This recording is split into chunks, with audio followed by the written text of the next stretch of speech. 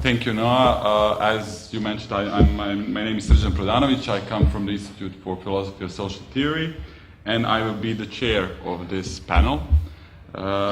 Today, we will hear three very interesting lectures, and I think that we will have a nice debate afterwards. The name of the panel is called Celan today, and without further ado, I will give the word to Professor Michael Eskin from Upper West Side Philosophers Incorporated, USA. So, please. Thank you very much. Can you hear me? I think that this one is yours. Yeah, you can hear me.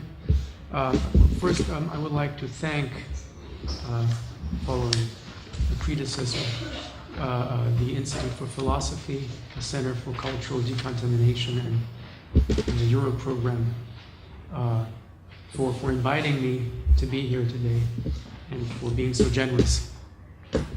I've never been to Belgrade, so it's a double treat. There's a common saying in New York City, a kind of mantra reminding us that we're all part of a responsible for a larger social and moral whole. You will sometimes see it on posters in subway cars or in billboards along public roads, or you might hear it in a recorded voice on the public address system, on the bus, subway, or train. If you see something, say something. As you have probably guessed, this phrase does not simply suggest that if you see, say, a pigeon in Central Park, you should say, look, a pigeon. What it means is that if you see something you believe requires attention or intervention, such as an act of violence in progress, you should say something. That is, you should actively work toward remediating what you see and thus actually do something. In other words, if you become a witness to something, you ought not to stop short of becoming an agent, which agency is already implied and manifested in your saying something. If you see something, say something, can thus be understood as a commandment, implying an ethics, a way of conducting oneself and living in society. There are two things about this phrase that I would like to highlight specifically. First, the underlying assumption that witnessing is, at its core, structurally unproblematic. That is, that it is a straightforward dynamic or event, and this is my second point, that it smoothly translates into action, be it through speech or other means. And this, by the way, if you see something, say something, harks back to the concept and practice of witnessing, operative, for instance, in the New Testament, as you mentioned as well, where the ability to witness, be it in concrete historical spiritual terms to Christ's presence, or in terms of Christ's own witnessing to his status as the divine made flesh, then killed and resurrected, is taken for granted in and of itself, and as in and of itself enjoining being translated into visible action, into a way of life. In other words, none of the conceptual difficulties presumably besetting the notion, practice, and very possibility of witnessing, signaled by a number of contemporary theorists against the foil of the Shoah and its aftermath, most notably Jacques Derrida, Shoshana Feldman, Dori Laub, and Giorgio Agamben, seem to complicate this quotidian view of testimony. Before I proceed, then, allow me briefly to head off a number of potential conceptual impasses. Among other observations on witnessing, Derrida, for instance, throws into relief two paradoxes that seem to put it into question in its very viability. The first has it that while testimony should remain unrelated to literature, understood primarily as fiction, there is no testimony that does not structurally imply in itself the possibility of fiction, lie, and perjury, that is to say, the possibility of literature, that innocently plays at perverting all of these distinctions.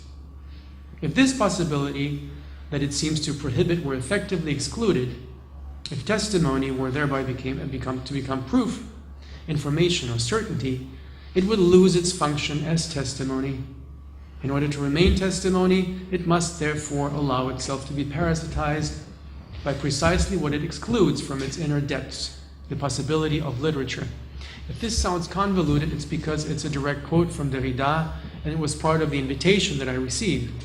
So I thought I'd take this as my point of departure. The problem here, in my view, is that this paradox is really specious. As an act of language, testimony neither has the freedom or power to allow or not allow itself to be haunted or parasitized by something it presumably excludes, nor could it even exist otherwise, thereby ceasing to exist as testimony. Witnessing evinces the same structural characteristics as any other verbal message, with its multiple linguistic functions, including the referential and the poetic, which may or may not dominate the message. In fact, Derrida himself suggests as much when he emphasizes that the effectiveness of testimony squarely hinges on a non-fiction agreement between witness and addressee. Derrida's second paradox pertains to testimony's presumed relation to time. And I quote again, "For to testify is, on the one hand, to do it at present. The witness must be present at the stand himself, without technical interposition. One must oneself be present, speak in the first person and in the present, and one must do this in order to testify to a present, to an indivisible moment at a certain point, to a moment assembled at the tip of an instantaneousness, which must resist division. For testimony, there must be the instant, and yet, on the other hand, this condition of possibility is destroyed by testimony itself. Ocular, auditory, tactile, any sensory perception of the witness must be an experience. As such, the constituting synthesis entails time and thus does not limit itself to the instant. The moment one is a witness and the moment one attests, bears witness, the instant one gives testimony, there must also be a temporal sequence." End quote. The problem here, in my view, is twofold. First, a minor point. Testimony can, in fact, be given via technical interposition and without the witness being present at the stand, as attested to by video testimony or written testimony in court and elsewhere. So there, Derrida is either simply wrong or intentionally polemical. Second, and more importantly, the ostensible condition of possibility of testimony adduced by Derrida, namely the existence of the indivisible instant, is deeply problematic in that it subscribes to a pseudo-Aristotelian notion of time, understood as a series of ever-evanescent, indivisible nouns, which, however, and ironically so, will have precisely always already been undermined by Derrida's own master concept of différence, squarely grounded as the latter is in Husserl's and Augustine's anti-Aristotelian view of time as a continuous protentive or anticipatory and retentive or commemorative spatio-temporal dynamic that renders the very issue of presence and the instant moot. Both as an act of language and an experience, testimony is essentially temporal. Thus, neither the alleged inherently literary character of testimony nor its putative reliance on the impossible instance have any bearing on the actual workings of testimony in real life, where, as Fellman and Laub, among others, point out, first-hand seeing and eyewitness testimony continue to play a central juridical and pragmatic historical evidentiary role, irrespective of the witness's reliability as far as the truth or moment of testimony are concerned. And I quote, "One does not have to possess or own the truth in order to effectively bear witness to it."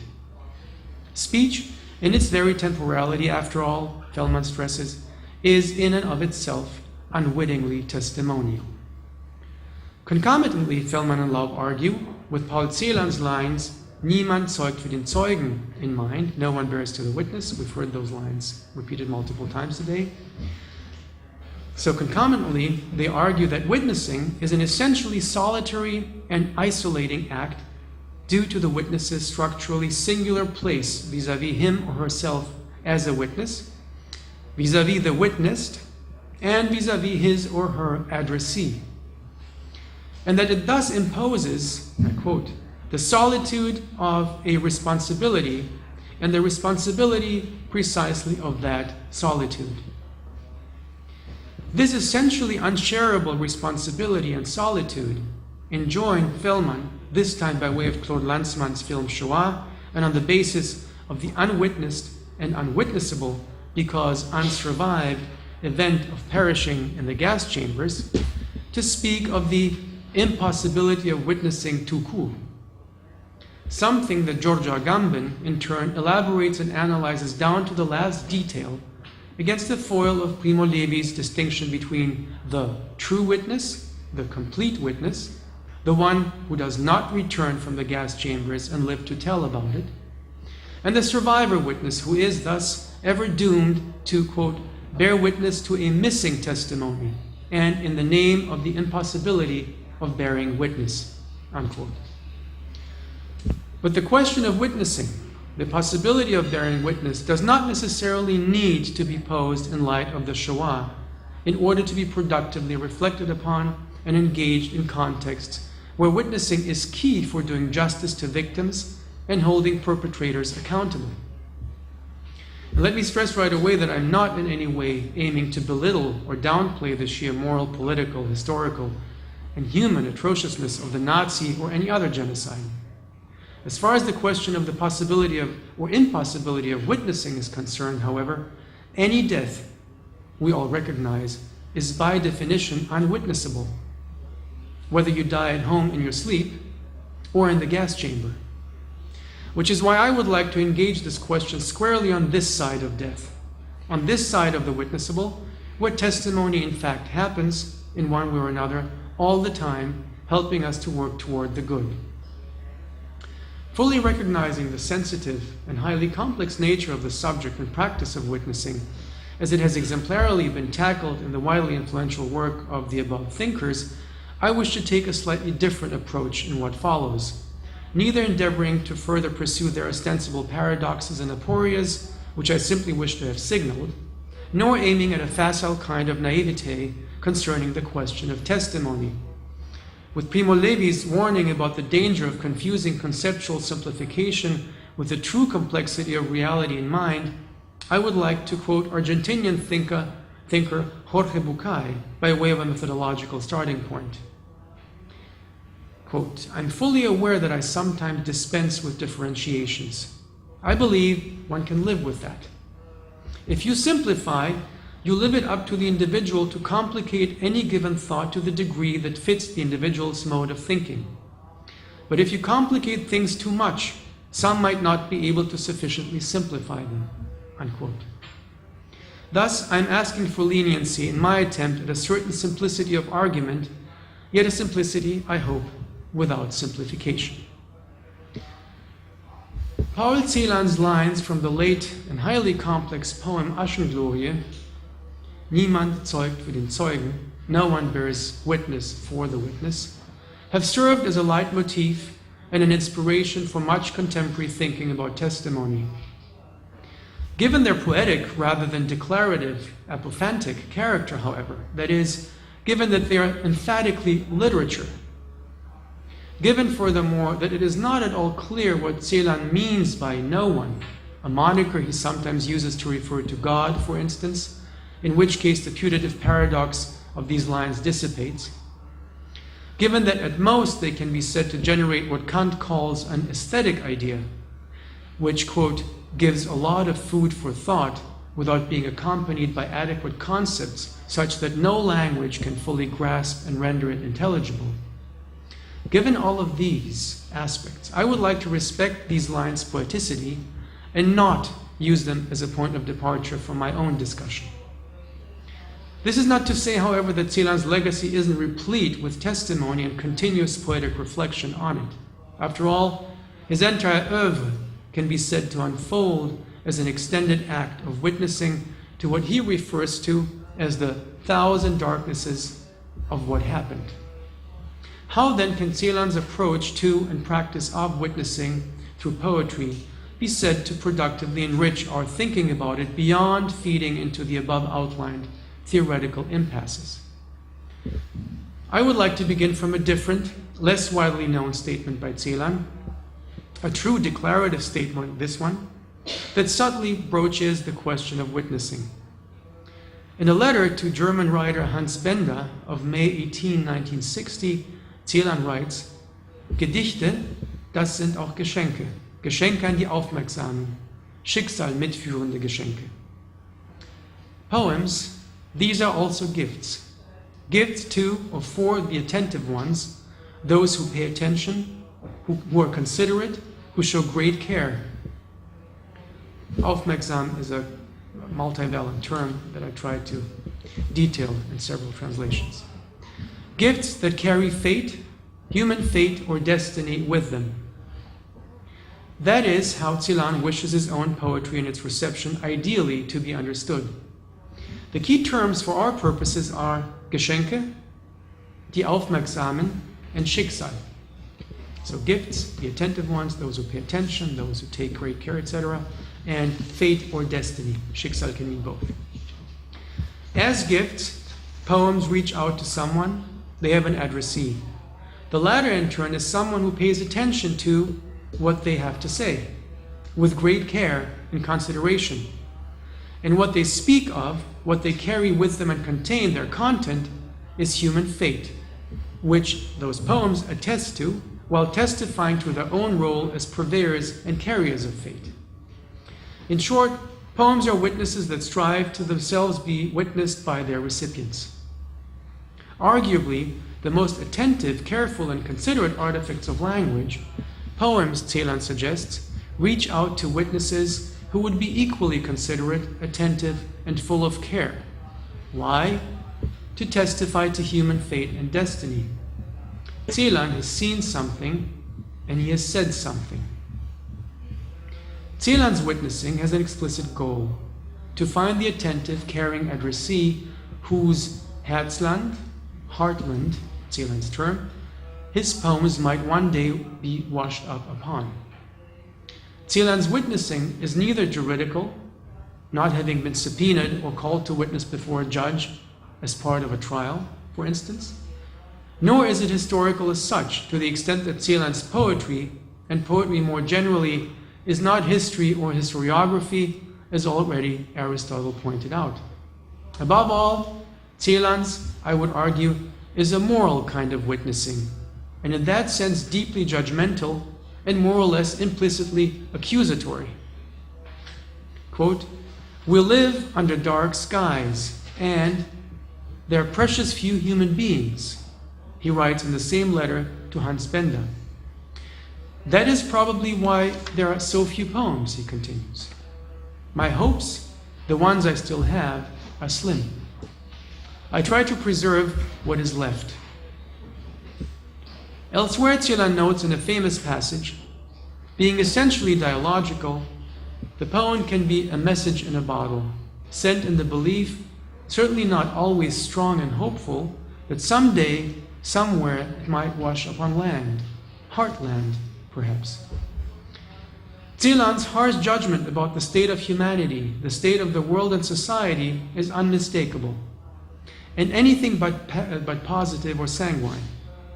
Could it be, then, that as far as its testimonial function is concerned, above and beyond that is the question of calling, gift, self-therapy, and whatever else might be the cause or motivation underlying Celan's becoming or being a poet, could it be that Celan's poetry has a distinct mission to express his and our indignation, pain, and incredulity in the face of what happened, and to find attentive addressees who will listen? After all, in famously equating the poem with a Händedruck, a handshake, only true hands write true poems, according to Celan, which handshake never happens unintentionally, Celan clearly imputes an intention to his poetic endeavor, precisely to make landfall on heartland, to seek and find die Aufmerksamen, to whom, before whom he can testify, record, pass judgment, and with whom he can presumably share his pain, dismay, and indignation about what he has seen, witnessed, and now attests to in poetic form. Just as he himself had supplied the heartland for Ossip Mandelstam and his poetic message in a bottle to wash upon, so he hopes to find heartland that will receive his testimony.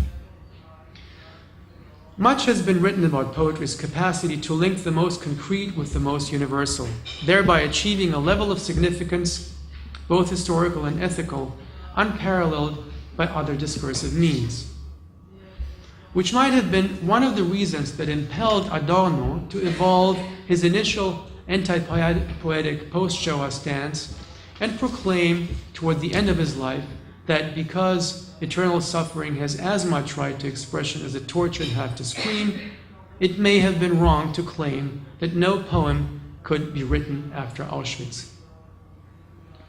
And yet, there is something about the perceived impulse or intuition motivating Adorno's legendary claim that there may be something barbaric about writing a poem after Auschwitz that has always haunted me, especially as a critic and teacher. And please don't misunderstand me. I'm not suggesting that Adorno was or is right, or that I believe that it would be frivolous for poetry to be written in the face of atrocity, thereby flouting everyone from Voltaire to Sassoon to Mandelstam to Celan to Caroline Fauché, to name only a few signposts in the modern tradition of the poetry of witness. What I am suggesting, though, is that it might be worthwhile revisiting Adorno's claim in light of what I'd like to call its fundamental ethical thrust, which I read as a sort of frustration, indignation, dismay, anger, or what have you, in view of the fact that after what happened, people still dared to write poems rather than presumably doing something else. For clearly, the verdict is neither a necessary corollary following from the dialectics under the sign of which Adorno saw history unfolding, nor has it ever been or will ever be historically accurate or true.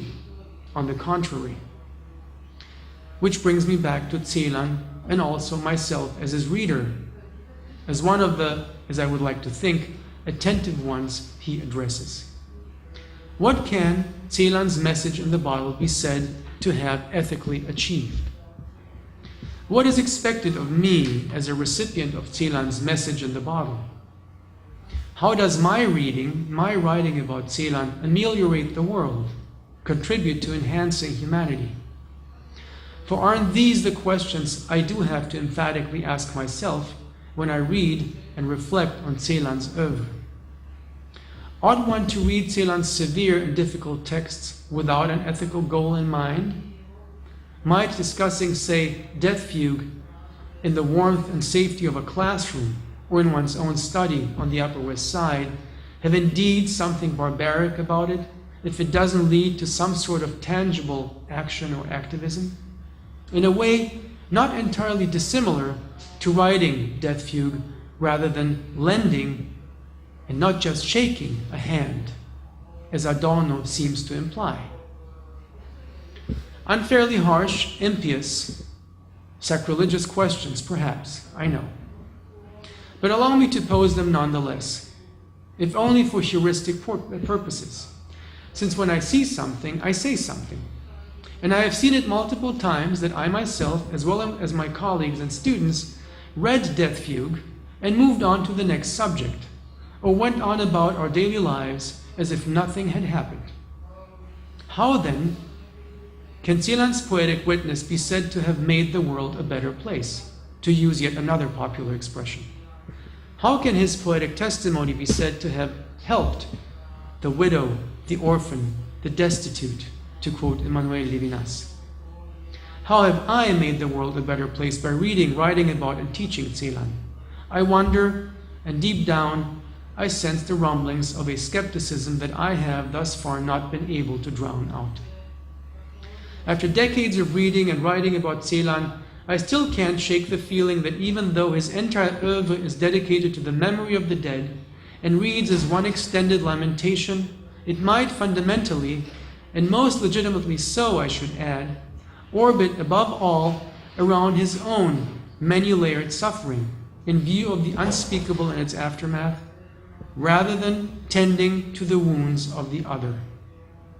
How effective, I can't help wondering, might Celan's poetic witness turn out to have been, measured by the yardstick of the avowedly ethical thrust of his own poetics. in light, that is, of Celan's own perlocutionary intent, in light of his own avowed goal to be ethically effective as a poetic witness. Another German poet, also a Büchner Prize recipient, has recently surmised Celan's poetry might be, above all, for Kabbalists and cryptologists. Unquote. In a rare moment of true and poignant cross-historical moral agitation, Giorgio Agamben comments on Primo Levi's account of a soccer match played between members of the SS and members of the Sonderkommando during a work break at Auschwitz. This match might strike someone, Agamben writes, as a brief pause of humanity in the middle of infinite horror. I instead view this match, this moment of normalcy, as the true horror of the camp. For we can perhaps think that the massacres are over, even if here and there they are repeated, not so far away from us. But that match is never over. It continues as if uninterrupted. Hence the anguish and shame of the survivors, but also hence our shame, the shame of those who did not know the camps and yet, without knowing how, are spectators to that match, which repeats itself in every match in our stadiums, in every television broadcast, in the normalcy of everyday life. If we do not succeed in understanding that match, in stopping it, there will never be hope. Can Celan be said to have succeeded in stopping this match? Can I, as a reader, writer on, and teacher of Celan, be said to have succeeded in doing so by adding my own witness to his poetry?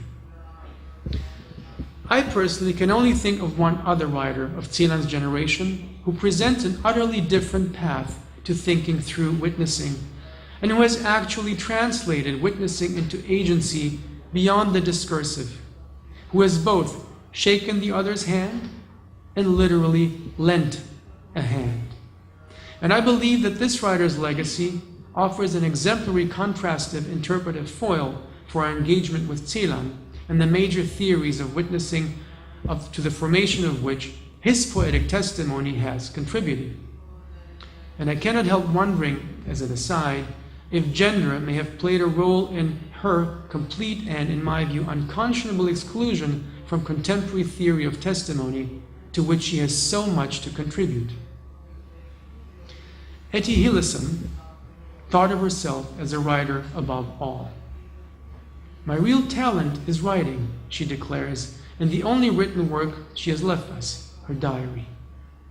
Among other things, Hillesum's diary, written in Amsterdam under Nazi occupation in 1941 and 1942, is a testament to one human being's most arresting altruism. I want to be sent to every one of the camps that lie scattered all over Europe.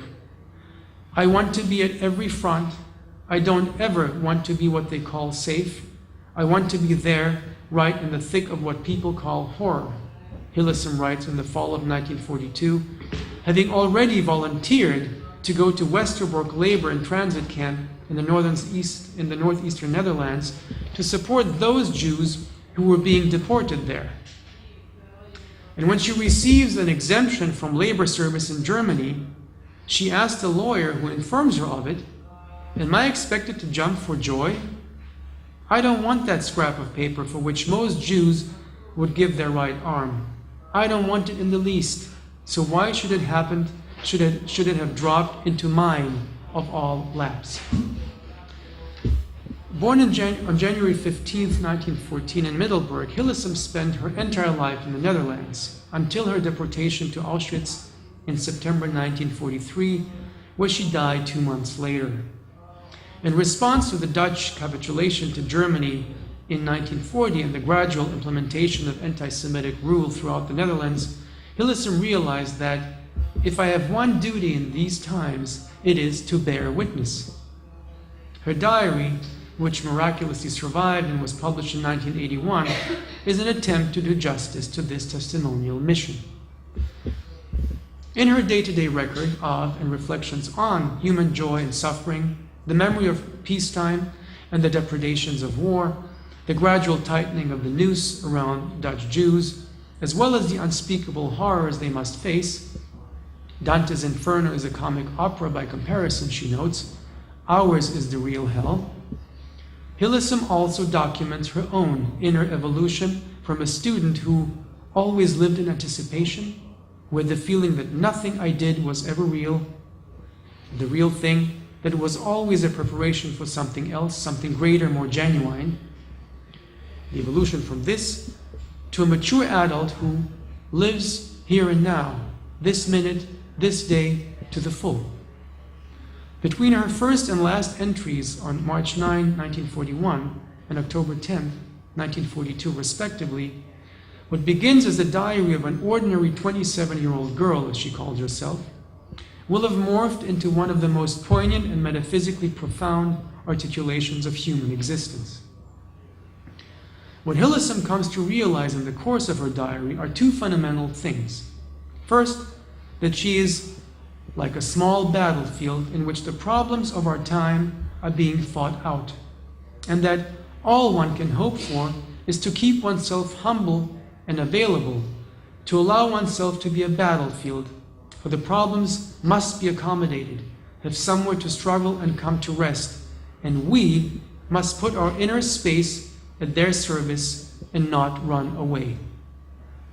Second, that she must remain her own witness, marking well everything that happens in this world, never shutting her eyes to reality, and come to grips with these terrible times and try to find answers to the many questions they pose.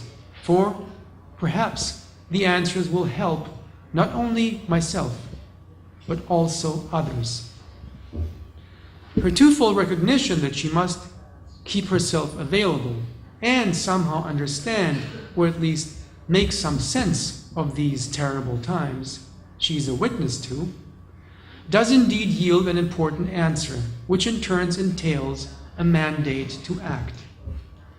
The most fundamental question to be brought to bear on these terrible times, Hillesum suggests, is why? Why is this happening? The profoundly metaphysical answer she hazards, more of an assessment than a theodicy, is that God is simply not powerful enough to stop it.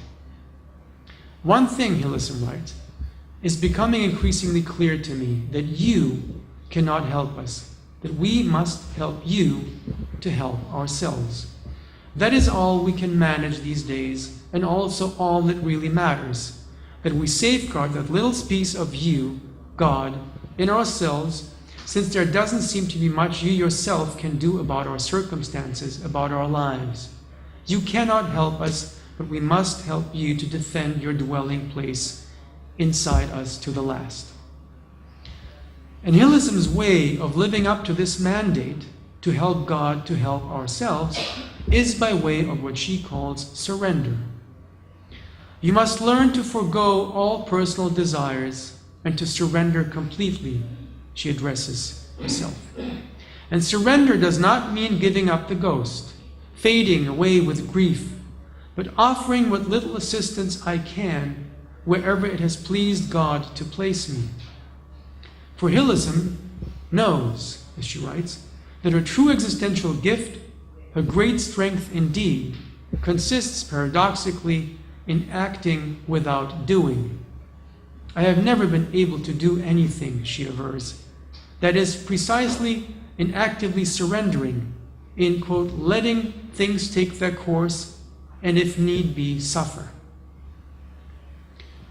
Volunteering to join her fellow Jews at Westerbork without being called up is a direct and poignant articulation of such altruistic surrender and availability, which allows her to be there and be there with and for others and suffer with them.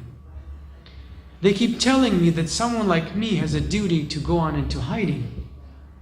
Hillesum ponders, because I have so many things to do in life, so much to give. But I know that whatever I may have to give to others, I can give it no matter where I am, here in the circle of my friends, over there in a concentration camp. and it is sheer ignorance to think oneself too good to share the fate of the masses. Hillesum saw something, said something, and literally did something, and in doing so, endeavoring to stop that soccer match our government so urgently wants us to stop. If you see something, say something. But the saying must be a doing. What kind of doing will need to be decided by each of us individually in the given situation. But in order to be truly testimonial, the doing must, I would argue in conclusion, be fraught with risk. We must have skin in the game, lest we remain observers on the sidelines, bystanders. Celan and Hillesum may well be considered the compass points of the cartography of witnessing, allowing us to chart and probe its tasks, possibilities, and limits. The one, leaving us a substantial trove of poetic, at times barely comprehensible testimony. Primo Levi famously considered it the obscure babble or gasps of a dying man. The other, Hillesum, leaving us a slim diary as limpid and conspicuous as any message in the bottle can ever hope to be. The one killing himself out of despair about what he had seen, and perhaps about the inefficacy of his own witnessing to stop the match. The other lending both her hands and thus risking the ultimate sacrifice in the cause of stopping it. The world may need both. Thank you.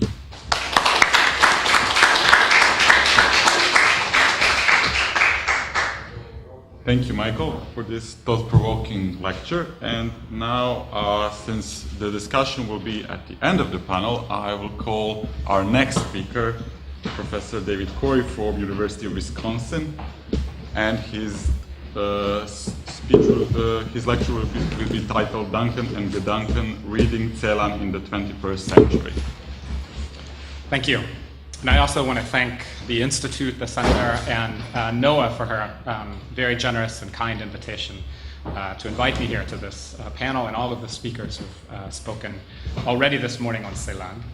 I wanted to start referencing something that's already been referenced, Celan's speech that he gave in the city of Bremen in 1958 upon acceptance of a literary prize. And that speech commenced by Celan noting the etymological similarities between the German words denken, to think, danken, to thank, and gedenken, to remember or to commemorate.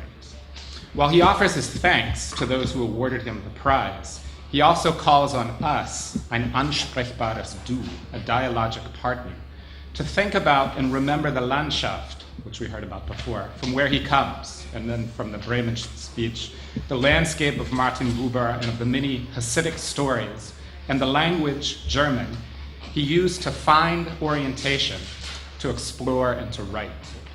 In this speech, he clearly situates himself as a poet and as a German-speaking Jew who has been stricken by, but yet is also seeking a reality that is only addressable in poetry. So in my talk, I'd like to explore the importance of Celan's poetry as a direct call to humanity to remember the horrors of the Holocaust and of the attempted destruction of the European Jewry, so very much in following what Michael just spoke about. From his translation of Alain René's screenplay, For Night and Fog, to his Bremen and Büchner Prize speeches in particular, Celan has pronounced the need to remember and bear witness to the past in order to prevent it from encroaching on the future. Despite his warning and calls to think and commemorate these crimes, we've begun seeing in the 21st century not only a rise in exclusionary nationalism, but a return toward forgetting and a vanquishing of our need for collective memory. From the centrist German writer Martin Walser's initial objections to Berlin's memorial to murdered Jews in Europe, now echoed by the right-wing populist parties such as the Alternative für Deutschland, to even left-leaning intellectuals like David Rieff and his influential work in praise of forgetting, there is a move toward a reevaluation of post-memory and a questioning of narratives of testimony and commemoration that keep the memory of the past alive. So in my talk, I would like to consider the value of reading Celan in the 21st century and the necessity of thought, Denken, remembrance, Eingedenk, and testimony found in visual and textual documents of commemoration, Gedenken. In 1956, 2 years prior to his Bremen speech, Celan was approached to translate the commentary to Alain René's groundbreaking documentary Night and Fog, Nacht und Nebel, about the Holocaust in German concentration camps. The original text was written by Jean Carroll, a Catholic who was persecuted for political reasons. And together, René and Carroll set about to create a monument of remembrance for those who had died in the camps, and to condemn, as Carroll has stated, quote, a system which did not respect the elementary rights of everyone to his own originality and particularity, end quote. The overarching theme of the film is the need to provide a testament for those who have forgotten or may one day forget. Celan's translation of the voiceover commentary, as I've argued elsewhere, emphasizes even more the necessity of remembrance and testimony in regard to the Holocaust. Both are themes essential to his poetry, but whereas his poems and even his essays are notoriously dense and hermetic, Night and Fog, his only film project, develops these themes linguistically more clearly and poignantly than in most of his other works. In fact, Otto Lorenz has argued that the appeal for remembering the horrors of the Holocaust forms a central part of all of Celan's writings. This is a quote from Lorenz. The individual's remembrance of a time of horror and death, the poetic language that in its contour points to this time and its spared middle, the impetus of engagement that seeks to prevent a possible repetition of the historical occurrence, those are also obvious characteristics of Celan's works, end quote. In many ways, Nacht und Nebel is not only exemplary of Celan's work, but also contains one of the most direct, passionate pleas for remembrance and tolerance in all of his works.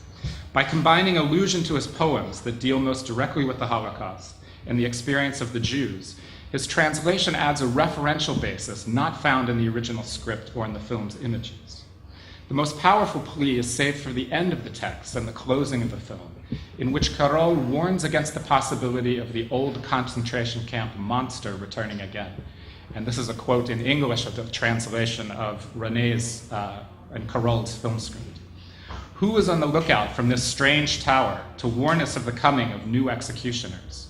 Are their faces really different from our own?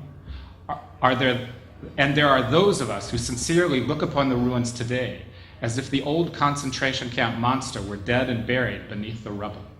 There are those who pretend to take hope again as the image fades, as though there were a cure for the plague of these camps.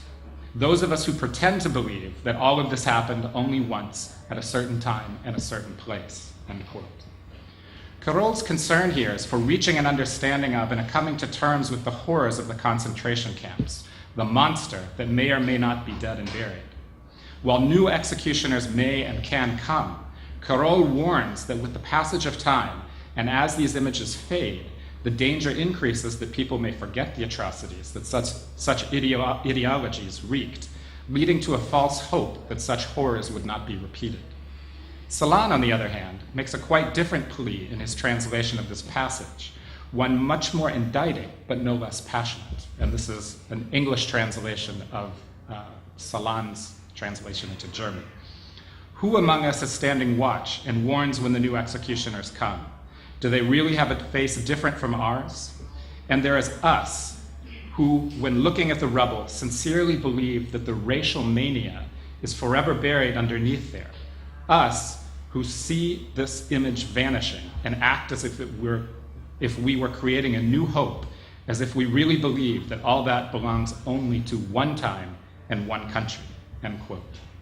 Celan conspicuously adds the word Rassenwahn, racial mania, which was not in the original text. The original only mentions the concentration camp monster, as an indictment of those of us who believe that racial hatred and persecution are singular to one country and one era.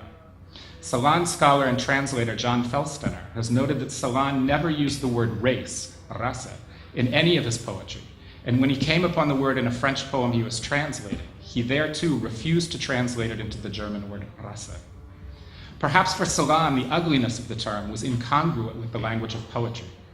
In his Bremen speech, for instance, he offered that the poem should be seen as, quote, a manifestation of language, and thus essentially dialogue that can be a message in a bottle, a Flaschenpost, sent out in the not always greatly hopeful, belief that it may somewhere and sometime wash upon shore in the heartland, perhaps, exactly as Michael quoted before.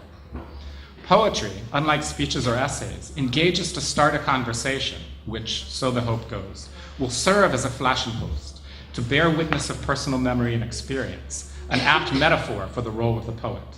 Here again, Celan entreats us to think, denken, and remember, Gedenken. Carroll concludes the film script with an appeal to remember the victims of the concentration camps, and admonishes us against looking away and forgetting, and thus becoming one of those who look around them, deaf to the endless cries. Celan again alters the text ever so slightly, so as to add a plea, not only the cries of the victims not be forgotten in silence, verstummt, but also the cry of the poet.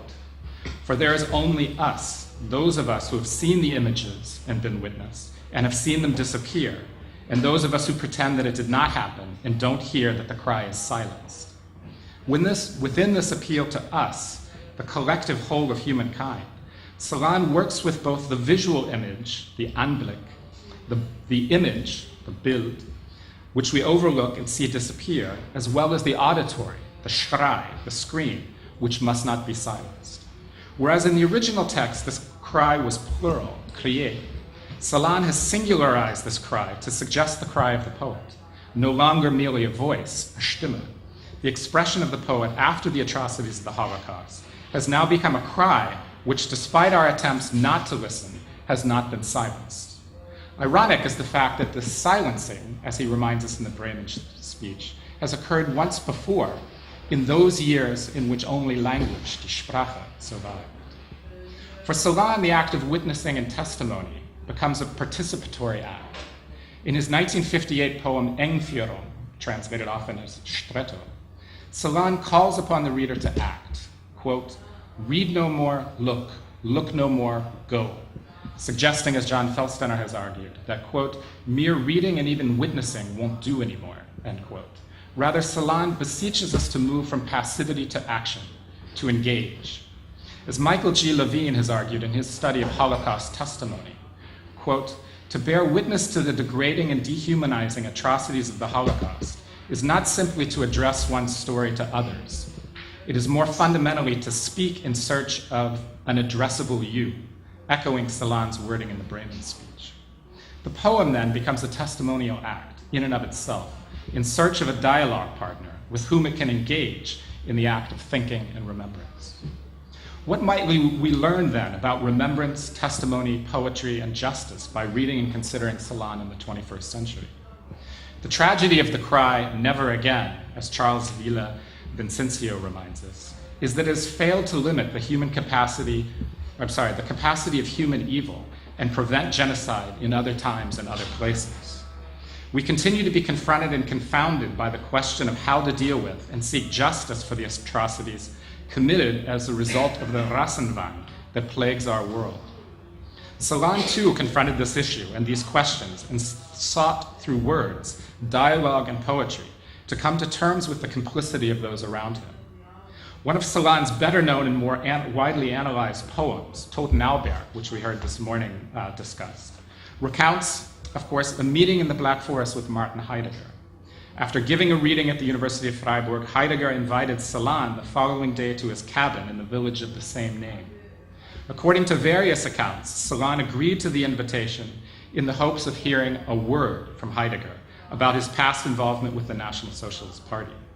According to Otto Pergler, Celan wrote in Heidegger's guest book a line later to be reconfigured in the poem he composed a week after the meeting.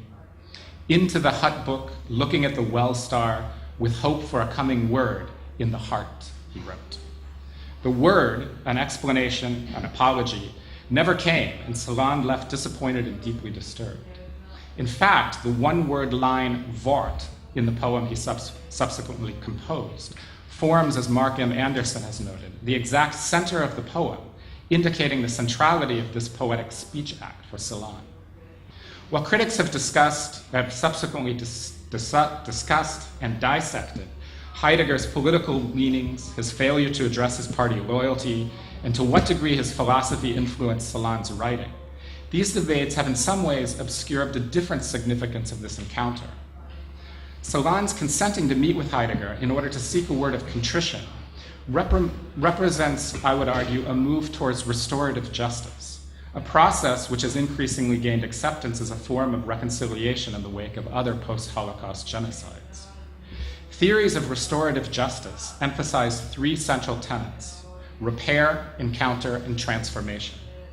While it is unclear what compelled Celan to meet Heidegger at his rural retreat, it is clear from his poetry that he understood the nature of the atrocities committed against European Jewry and the need for witness and testimony to repair those crimes.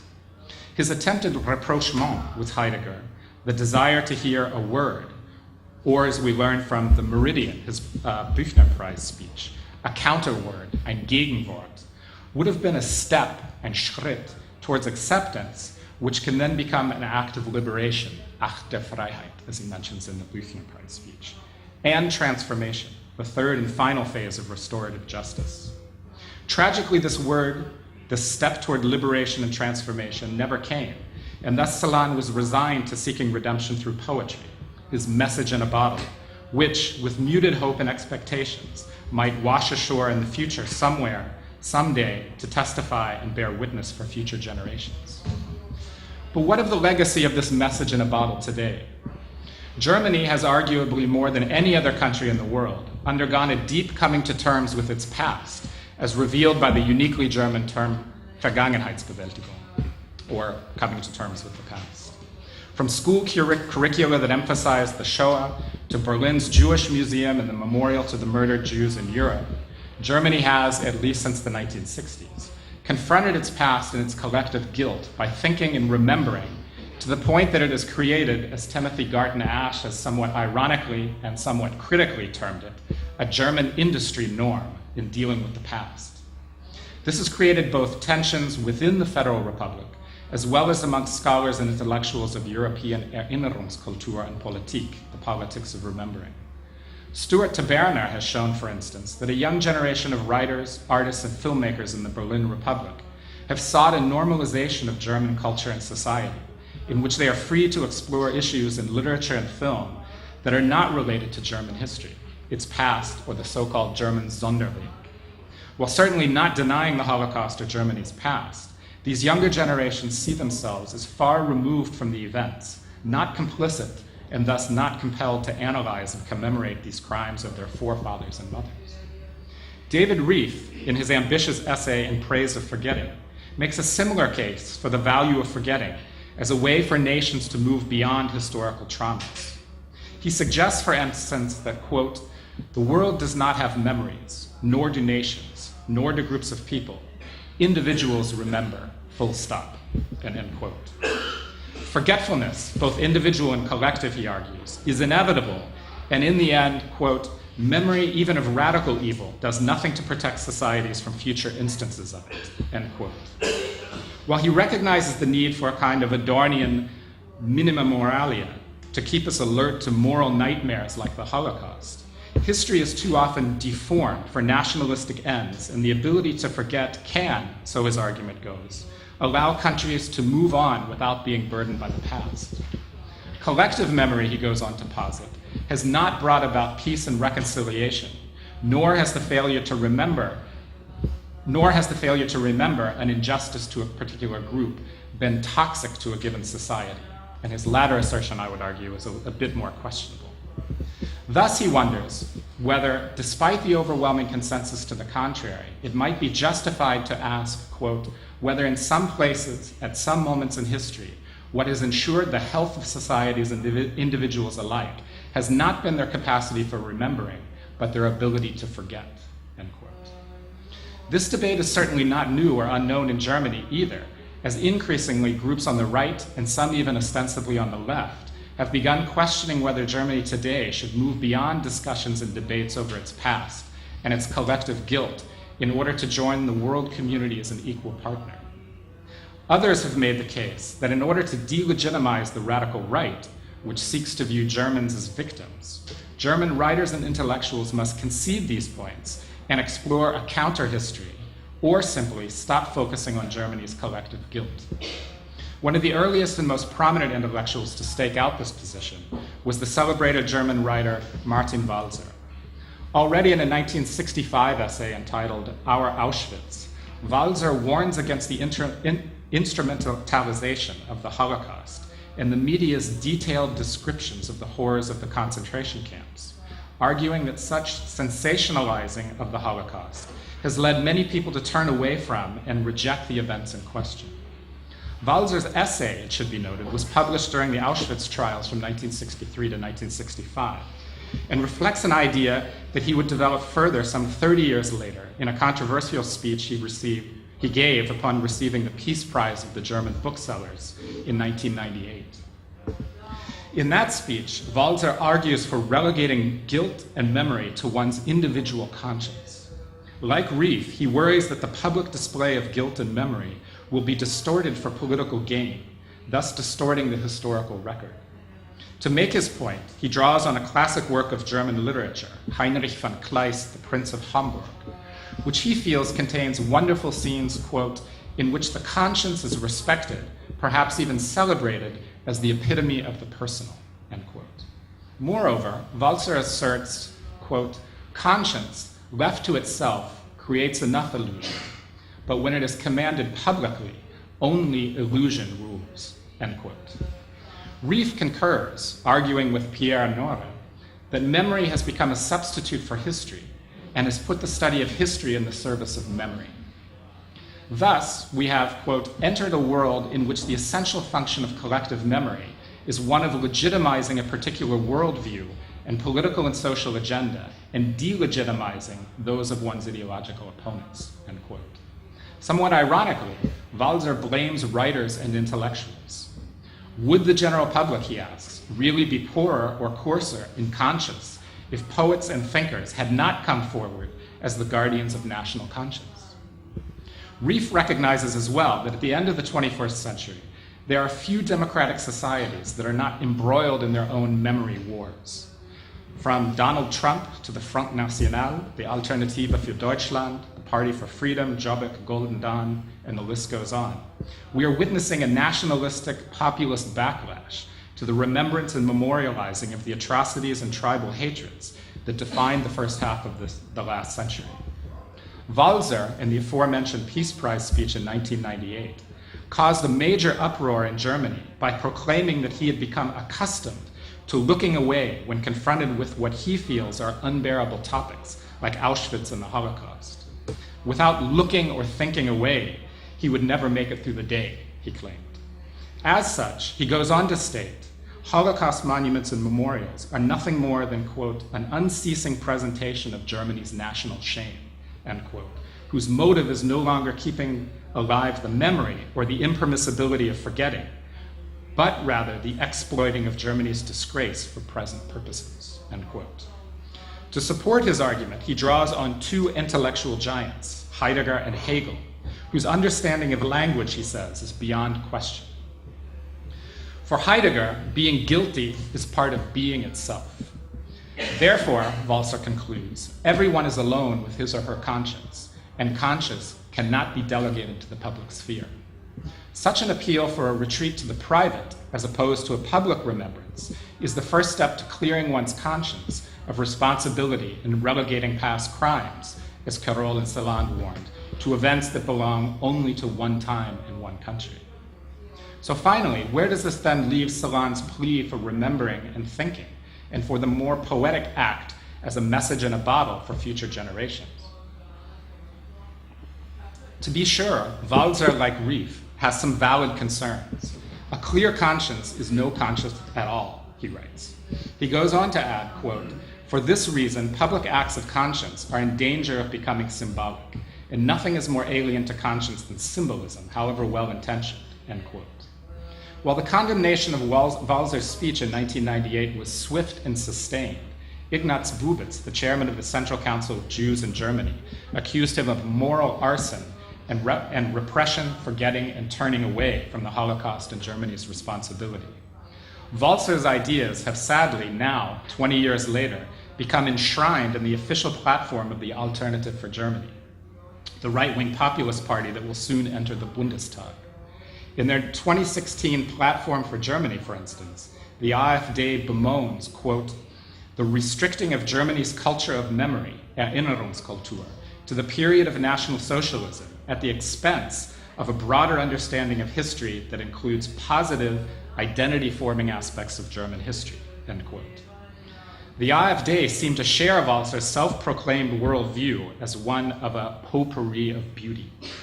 But here we must ask whether a nation's memory culture should be dedicated to beauty and positive, identity-forming aspects of that history, or whether it is to challenge citizens to think and remember past injustices.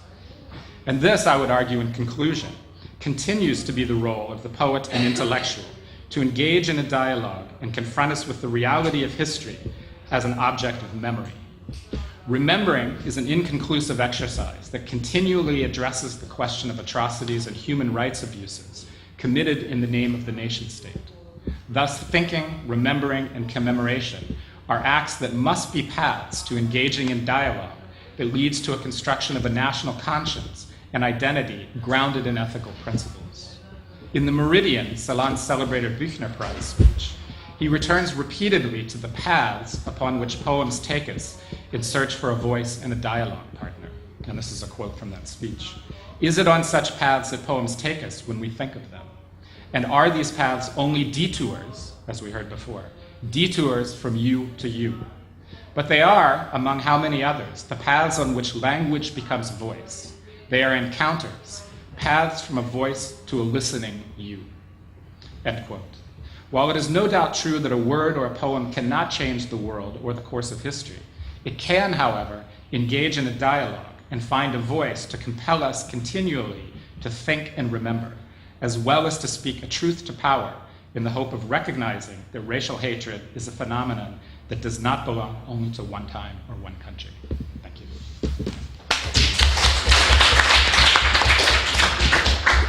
Thank you, David. And now our third lecture will be given by Nina Čolović from Serb National Council, the Faculty of Humanities and Social Sciences of Zagreb, and Aneta Lalić, Department of Culture, Serb National Council from Croatia. It's titled On the Edge of the Text, Traumatic Disruptions in Language. We decided to split this lecture into parts. First part is going to be more theoretical. That's why I'm going to take this freedom that was offered to me to speak in my own language, so I can concentrate on my thought more than on the form itself. And the other part of the lecture is going to be more practical. My colleague is going to try to give you an insight. We are going to start a little bit the topic that is going to be tomorrow, the topic of the post-Yugoslav conditions. So my colleague is going to speak about commemorative practices in Croatia, the way that these suppressed histories are trying to be put forward, put visible in the context of minority commemorative practices. So now I'm going to switch to Croatian.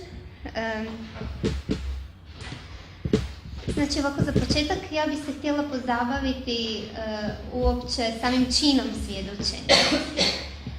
Do sada smo se bavili Celanom koji je vezan uz određeni kontekst, doduše jako protočan kontekst koji u sebi nosi elemente njemačke kulture, njemačkog jezika, francuskog, različitih aspekata koji ulaze u konvergenciju, u nekakav splet jedni s drugima.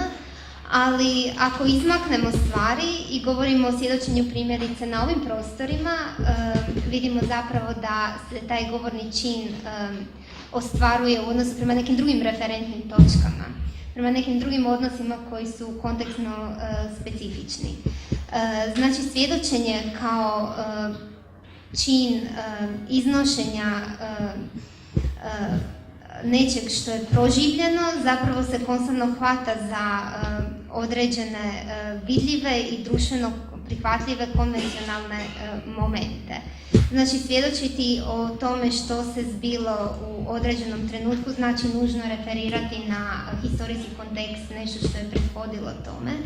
Što vidimo na primjeru postjugoslavenskih prostora, znači u Hrvatskoj, svjedočiti o 90-ima, nužno za sobom povlači i trunke naslućivanja onog što je bilo desetljećima ranije u Drugom svjetskom ratu. Jedan od primjera je sama ratna propaganda 90-ih koja se pozivala na ustaše, četnike, na koncepte, konstrukte, subjekte koji su postojali u jednom drugom vremenu, u jednom drugom trenutku. Znači, jedan kontekst nužno evocira drugi.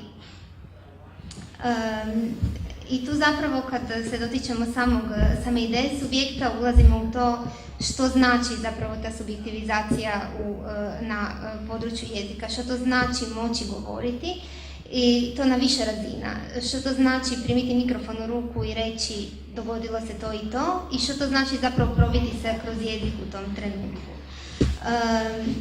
Ono na što želim uputiti da je stvar tu prilično kompleksna kad govorimo o jeziku i da ne govorimo o jednom kompaktnom homogenom fenomenu, već da prije kad bi govorili o jeziku trebali bismo misliti na nekakvu vrstu mreže na kojoj nalazimo koncentraciju, nagrupu određenih linija, niti znanja, pa i govorimo o različitim normama koji se nalaze unutar jednog jezika.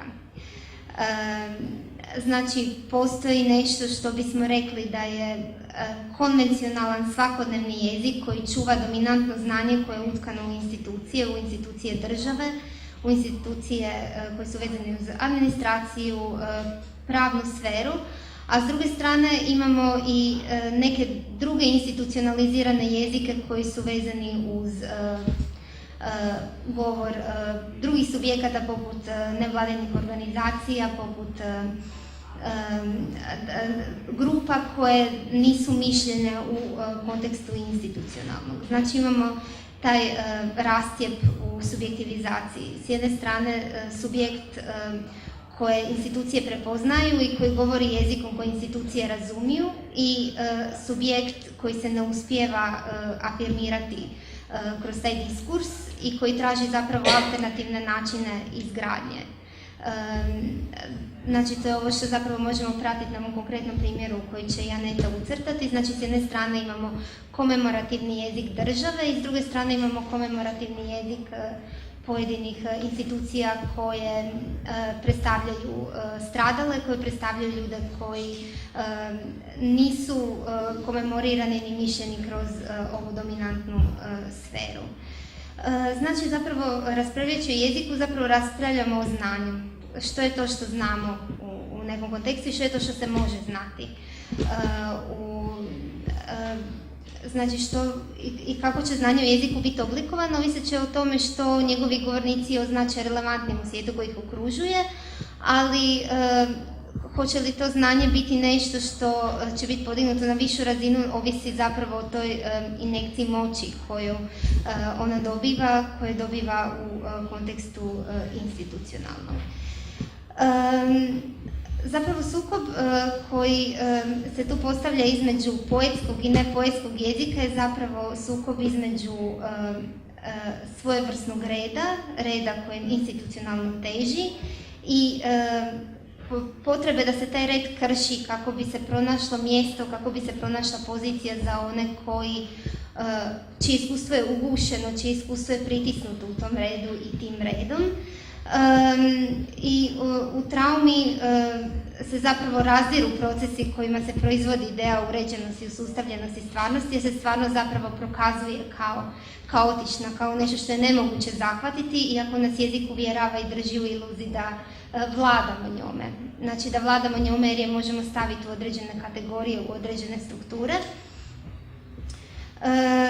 I te strukture i te kategorije postaju konfuzivne, postaju na neki način te koje pritiču govornike jer traže od njih da prodru unutra kako bi njihovo iskustvo bilo razumljivo drugima i kako bi iskustvo bilo razumljivo i njima samima, kako bi oni sami mogli steći kontrolu na time što su proživjeli.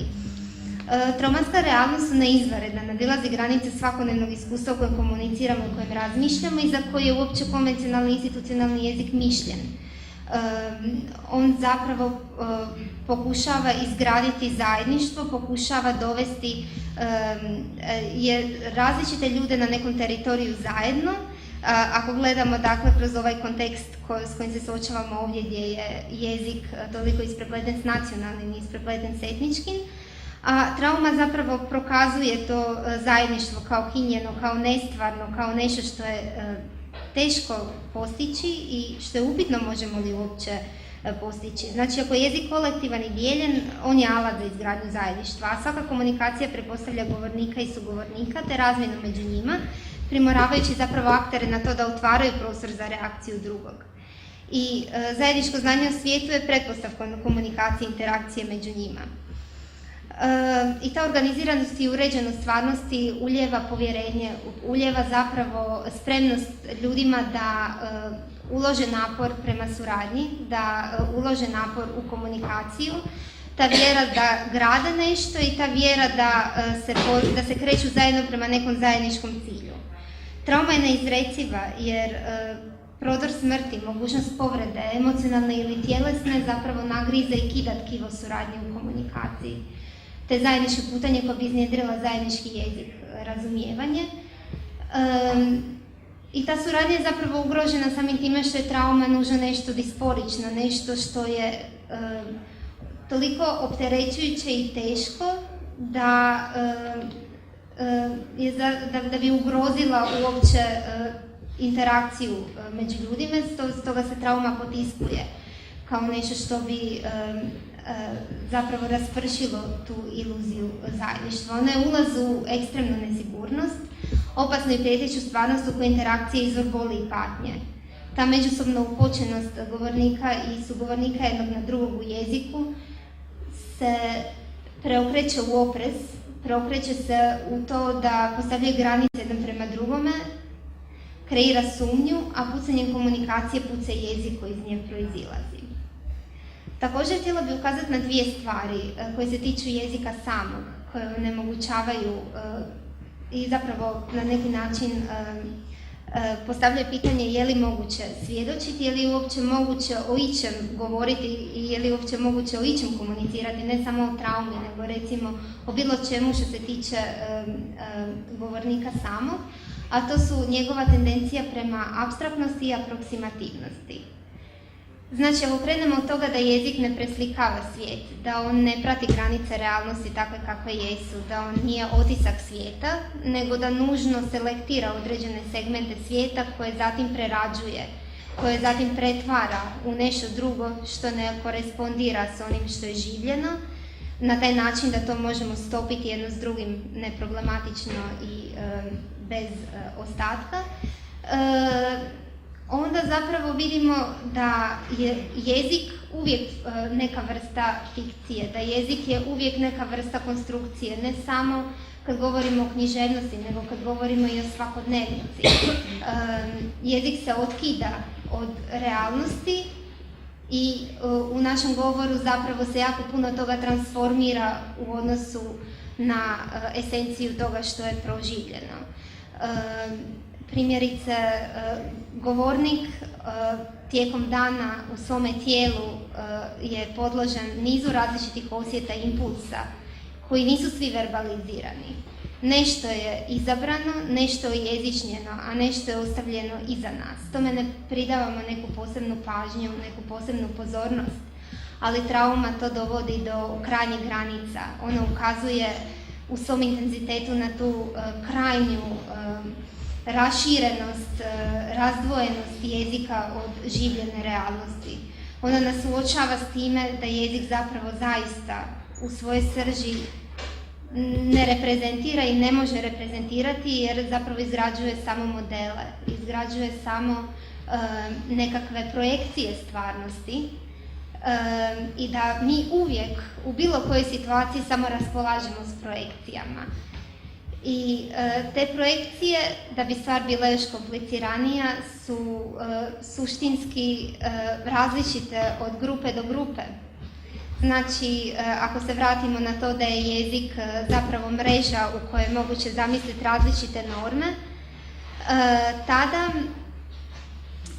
smo, zapravo su te norme, te nagrupe nečeg što čitamo kao znanje, su u konfliktu, nisu kompatibilne nužno sa nekim drugim normama unutar istog jezika, odnosno ono što percipiramo kao isti jezik.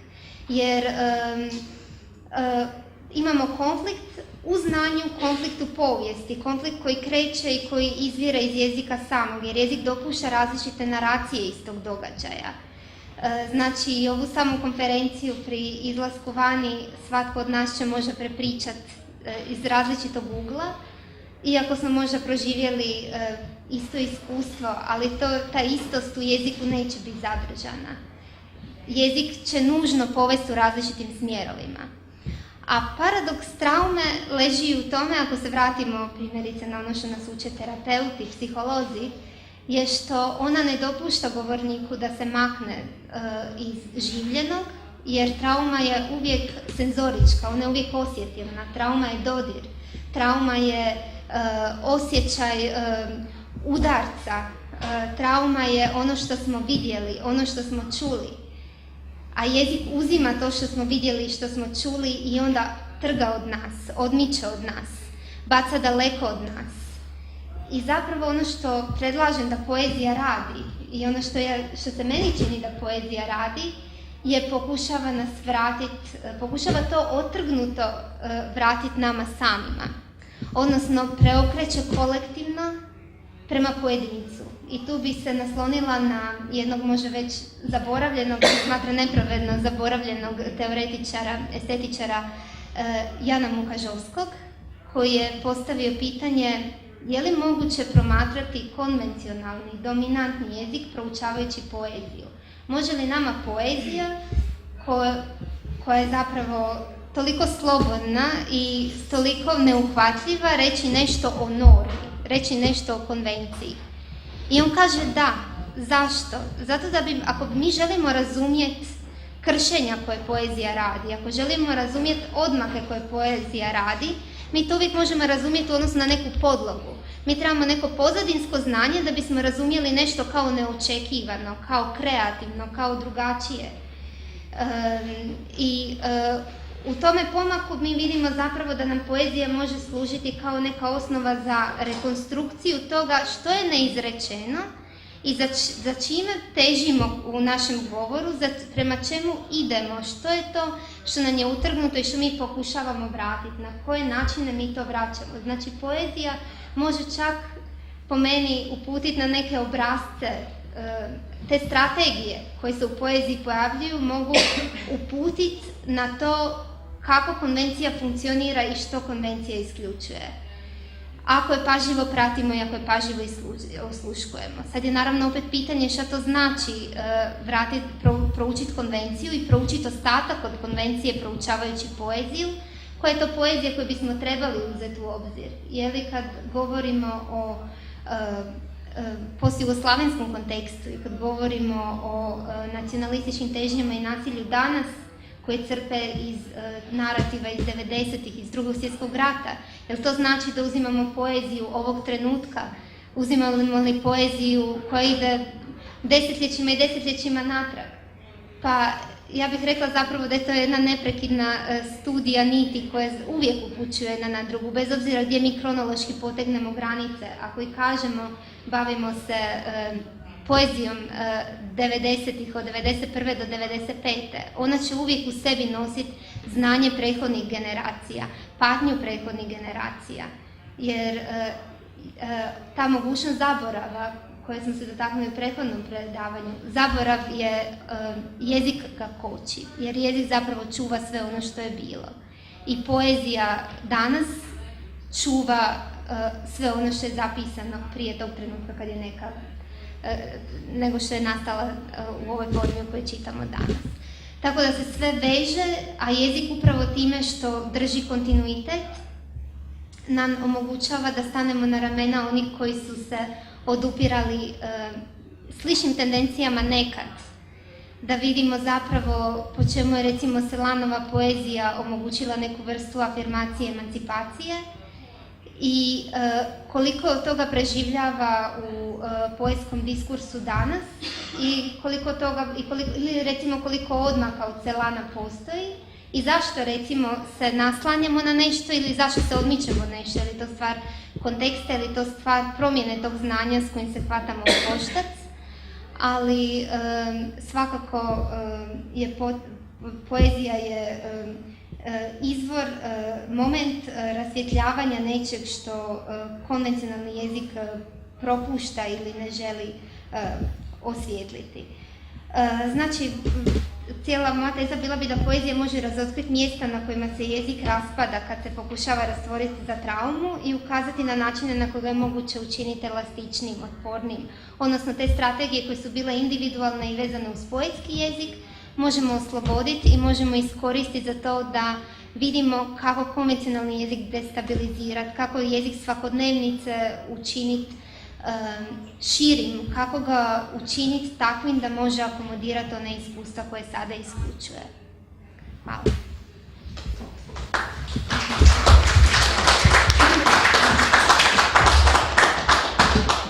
Enjoying listening, Lena. Thank you. As Lena said, I will deal with the practical issues of the policy of remembering in Croatia, and our title is at the margins of text. So at the margins of text, but in the very heart of Croatian state-building context, we are faced with institutional, non-institutional, and extremely capillary informal mechanisms which maintain the dogmatic attitude towards the war, 1991-1995. One of the most obvious institutional mechanisms of Croatian ethnicity democracy is certainly the Declaration of Homeland War, adopted by Croatian Parliament in 2000, which implies that there is only one interpretation of war and that all citizens believe only in this. Problem points of this declaration are numerous and certainly deserve socio-linguistic analysis, but I brought it up here today as one of the key points showing that Croatian language is estranged from its speakers, and this estrangement has been going on for 2 decades, is one of the best ways to control the so-called dignity of the homeland war.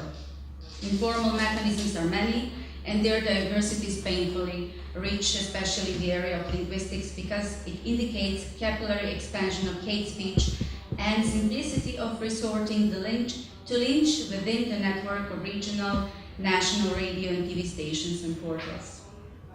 Places from which sermons are held are theological only in style, so we can agree with philosopher Budin that there is a material reconstruction of church and spiritual revival of state, and that is a true origin of collapse of Croatian society.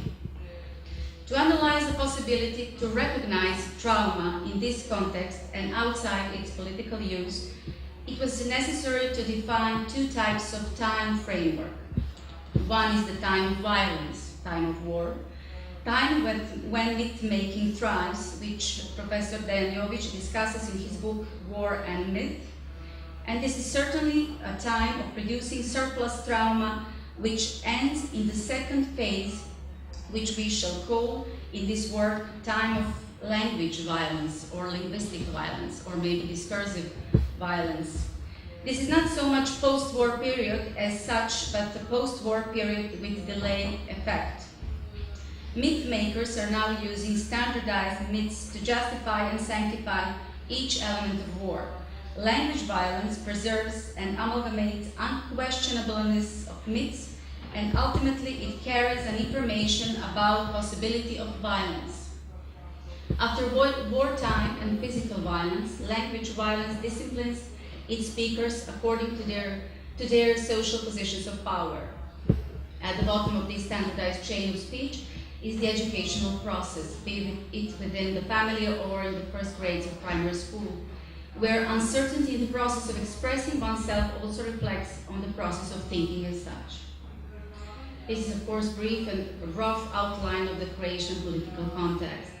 In its strategic and daily political center is primarily protection and continuation of values of homeland war. So instead of facing history in this time of linguistic violence, we have storytelling, and instead of individualization of human suffering, we are sanctifying an entire groups of people, national groups of people, as victims. On the other hand, responsibility for war crimes on part of the enemy is seen as a collective, and instead of anti-war education, we have gratefulness to war as the only mechanism of internal recognition. Of course, there were so many more, but they're not so interesting for the state-building memory. In the end, instead of remembrance of the civil victims of war and introduction of human suffering into public policies of Croatian society and Croatian laws, we have adoration of military victory and an absolute denial of social, political, and economic experience of Croatia within Yugoslavia. So who remembers and how? Who speaks in such a context? Who has a voice? Who is in the center of public discourse and who is on its margins? And what is happening with those whose war experience are unwanted? They do not need to be only members of Serb people, but also they can be civil victims of war from among Croatian people, or children from mixed marriages, or family members who fought on opposite sides. What with the experience which challenge and provoke sanctity of truth about war and the ethically pure victory? Where do these experiences end up and how to articulate them? Responses to this question can be pondered only from a perspective of current time of language, violence, or kind of eternal post-war period we are living in. For this matter, we will analyze practice and or politics of remembrance and state-building memory of the murder of Serb family Zec on the 7th December 1991, and on the other hand, the military police Operation Storm. Of course, there are many examples, but these two ones were very critical for this analysis. This will bring us to two most typical modalities of state-building memory.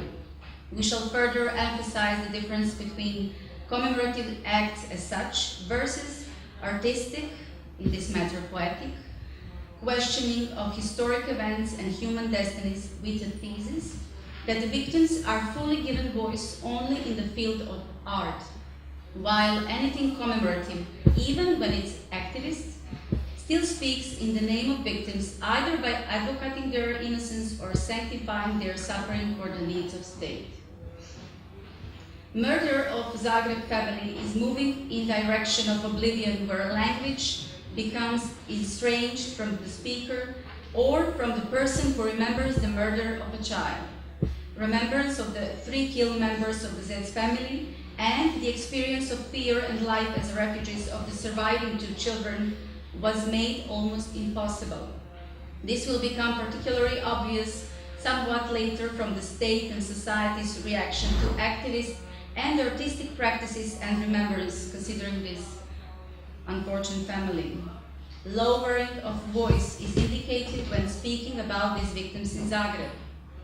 Language is due silenced because the speakers are either terrified or have become speechless. Murderers are free people and citizens, and one of them has even been decorated by the founder of independent Croatia, Franjo Tuđman. In 2016, and 25 years after the crime, Croatian Anti-Fascist League organized a commemorative gathering on the very location where Maria, and mother, and Alexandra, daughter, were killed. This is the place where killers, members of the reserve forces, first abducted and then brought the mother and daughter. They first killed the mother in front of the child and then fired 6 bullets to the head of the 12-year-old girl. They gathered Anti-Fascist League because they wanted to mark the place of a murder as a place of remembrance of the craziness of aggression, and ultimately as a place of facing not only the past but also their own fears, which perhaps rendered them speechless at the time of murder, but have now regained their power of speech. This made the commemoration truly significant and not only a formal protocolary gesture. Commemoration has to have transformational potential, otherwise it's not touching us in any sense. But even when commemoration is directed towards inclusion and questioning of social state and our own personal responsibility, it still does not open the possibility for victims to speak for themselves. As opposed to this commemorative act, and of course silence of the Zagreb city and the state, so as opposed to that, there is the field of art and performance which, in our opinion, returns humanity to those who were stripped of it, gives them back their human faces. The difference is that the artistic attempt is deeply individual, human act which, apart from exposing itself, includes vastness of human imagination and possibility of true empathy. One of the best examples is certainly Oliver Frljić's theater play, Aleksandra Zec, the name of the child, which, contrary to expectations of many, primarily focused on horrors which break, divide, and forever change perfectly orderly and predictable lives of the 5 members of Zec's family. The victim is given floor not only in the sphere of art. Memory is measured by her life and not by mindlessness of violence she had suffered, or the political exhaustion manifested either as a remembrance or forgetting and suppression. Director Oliver Frljić denounced the system of suppression of crime not just by allowing to the victim Aleksandra Zec to speak, but also by giving floor to her peers in this time of language violence to speak about their own experience with explosivism in Croatia. The play is therefore not about who, where, and why first started with violence, but about whether theater is a possibility of putting an end to it and whether such a possibility is already integrated in the brave decision to direct and act in such a play. On the other hand, the Operation Storm, today that is a day of Homeland Thanksgiving, it is of course remembered very vocally with selected words from the podium, and the time of language violence is expressed in a language which is victorious, theologized, self-absorbed, and almost completely devoid of any regard of devastating consequences these have had, not only on the Serb population, but also on Croatia as such. By disappearance of people, their departure, destruction of their homeland, their languages at authentic localities also disappear. In the time of this discursive violence, institutionalized memory sanctifies victory and rejects any speech about looting and murders, and somehow encourages the atmosphere of hate speech against all who were ready to speak loud about all aspects of the summer 1995 in Croatia and ex-Yugoslavia. Almost simultaneously with the state-building ceremony, commemorative gatherings take place at some of the locations where crimes were committed against Serb population during the Operation Storm. These are also accompanied by certain rituals, such as religious rituals for the dead. Although there are no physical obstacles for these commemorations to be held, the number of people who come is small and media visibility only somewhat satisfactory.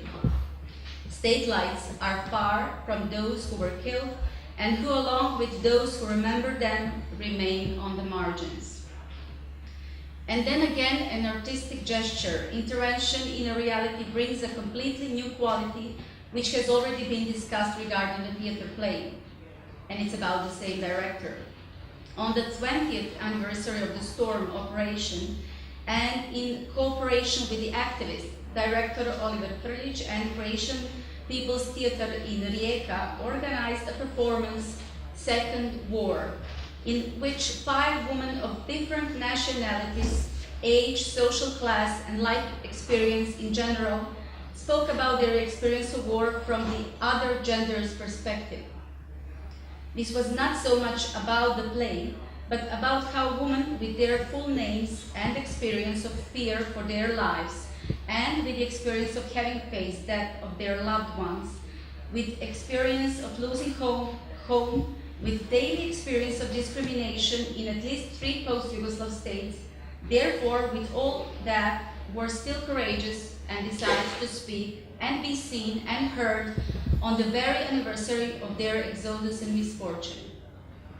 In the time of language violence, this exceptionally brave gesture, as was the play, did not pass without protests, threats, physical violence, and finally a lynch against the director, which went on for the months. State building remembrance in strictly controlled Croatian language inscribed storm into its cornerstone, but thanks to brave commemorative acts on one, and brave but also creative artistic acts on the other side, everyone has the opportunity to see what and who is on the other side of this stone, the side deeply planted in the earth. Thank you.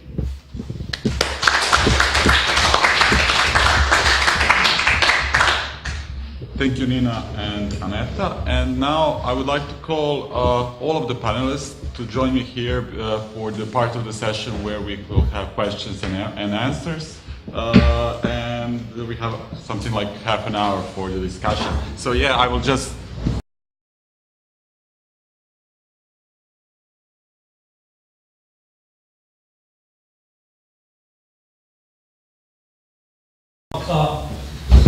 So thank you for your presentation, Michael. It was, I think it was an important contribution and generous gift. I feel personally, I feel a bit unworthy because I was probably not attentive enough. This is why I'd like you to elaborate on the thought of well, you mentioned that Derrida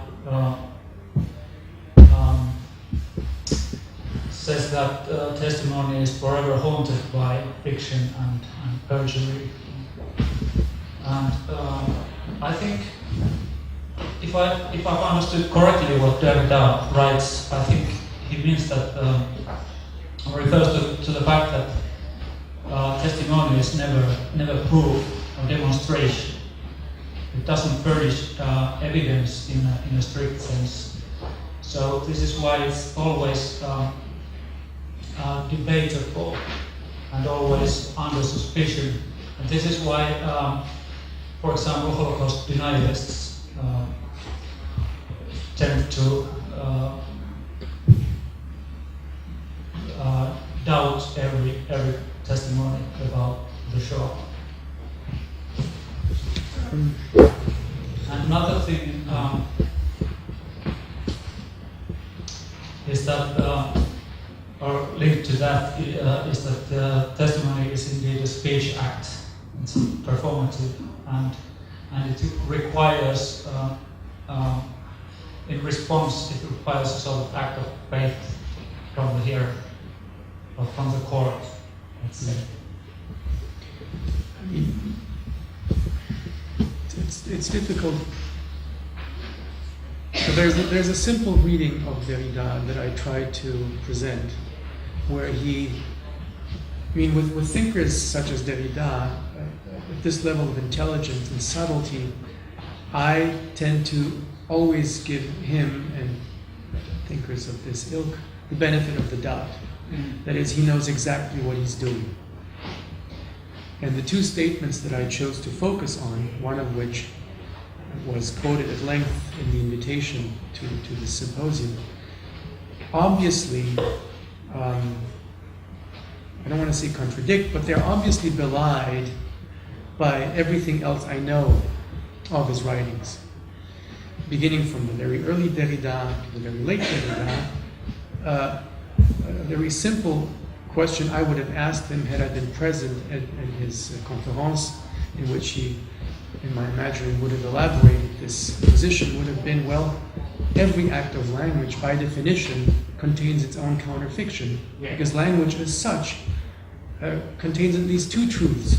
The one that is being advocated semantically, and the other that is being presented surreptitiously, if you will, where language works against itself. I mean, the whole dynamic of deconstruction is such. So, in that sense, there's nothing special about testimony as a variety of linguistic activity that would make it, by definition, hollowed out, undermined, countervailed by what he refers to as literature. And he himself uses fiction as an example, as as the most exemplary form of that which is self-consciously and self-purportedly not true in any referential sense. So this is not specific to testimony. It's specific to any language according to the deconstructive view. And that is as far as I would go, as far as Derrida is concerned. However, I do believe, and that is my sense in general about Derrida, the early Derrida and the late Derrida, in a sense, he wants to have his cake and eat it too. So, while deconstructing the notion of presence, of truth, of all structural terms that enable structures while not being affected by them. For instance, in L'écriture et la différence, the final essay, Structure and Play in the Discourse of Human Sciences, if we take that as the prototypical programmatic essay, he still believes that there is, let's put it this way, a right and a wrong. Especially the late Derrida believes that. If you look at his reading of Patočka, if you look, were you the one who quoted tout autre et tout autre? Or someone? Yes. So I mean, in those essays, after his so-called ethical turn, if we can call it that, there's clearly a notion of unequivocal right and wrong. If I feed my cat, his example, I don't feed all of the other cats. Now, I never agreed with this argument, but he does present an argument for valid ethical truth. In that sense, there might be a version of Derrida in which testimony is not undermined by the fraughtness of language at all, where the witness actually does speak a certain kind of truth that is not necessarily fictional. I'm not sure whether I answered the question, but it was my attempt. Yes, thank you. Thanks, everyone. That was really interesting. And something that came into my mind that seemed to be relevant to all of you was about how distant does the account have to be from the event itself. It seemed that it was implicit in what Nina and Aneta, what both of you were talking about. I wrote down the phrase, you have to move away in order to reflect back on the event itself. And it seemed to be implicit in the play that you mentioned, that it was an anniversary and there had to be a gap. And obviously with the Night and Fog, that's 10 years later, and then Celan's translation was later again. And I wondered if that was an answer to move on to what Michael was talking about, why a diary can't be a testimony. Why? What cannot be a testimony? A diary. Because in all the other cases, there was a significant gap in a time of retrospection, whereas if you're in the midst of the events, maybe you can't call the account a testimony. So I wondered what you all thought about that. Mine? Which one? You. Well, I'm not sure if I'm going to answer your question, but there is a big problem, at least in Croatia, but I would say in post-Yugoslav republics. We have Holocaust denial is using different testimonies from the same persons from the Second World War during the time.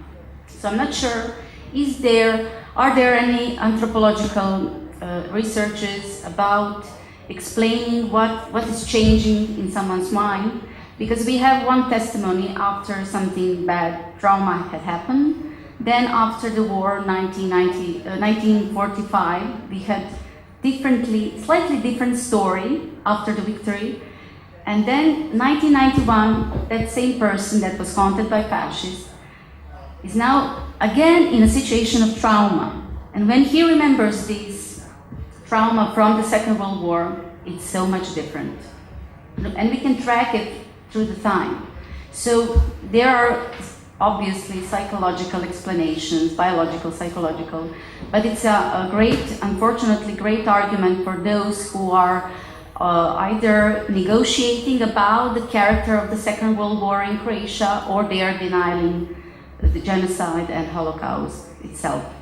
So it's not, I mean, there we have a gap of understanding someone's mind and dealing with trauma through the time, and of course always in a different social political context. And if we are speaking again in a time of war, then it changes a lot. I'm not sure if I have answered, but that's what have occurred in my mind when you asked the question about distance. So distance can be I think that distance is always there. It kind of draws what I was talking about, a modularity of language. Language creates models, and when you create a model of something, you need to distance yourself because you are not taking everything into account. When I'm narrating a certain experience, I'm not going to say everything about it. Not every sensation, not every impulse, not everything that I saw, that I heard, but I will select something that I found relevant as a person that was experiencing something.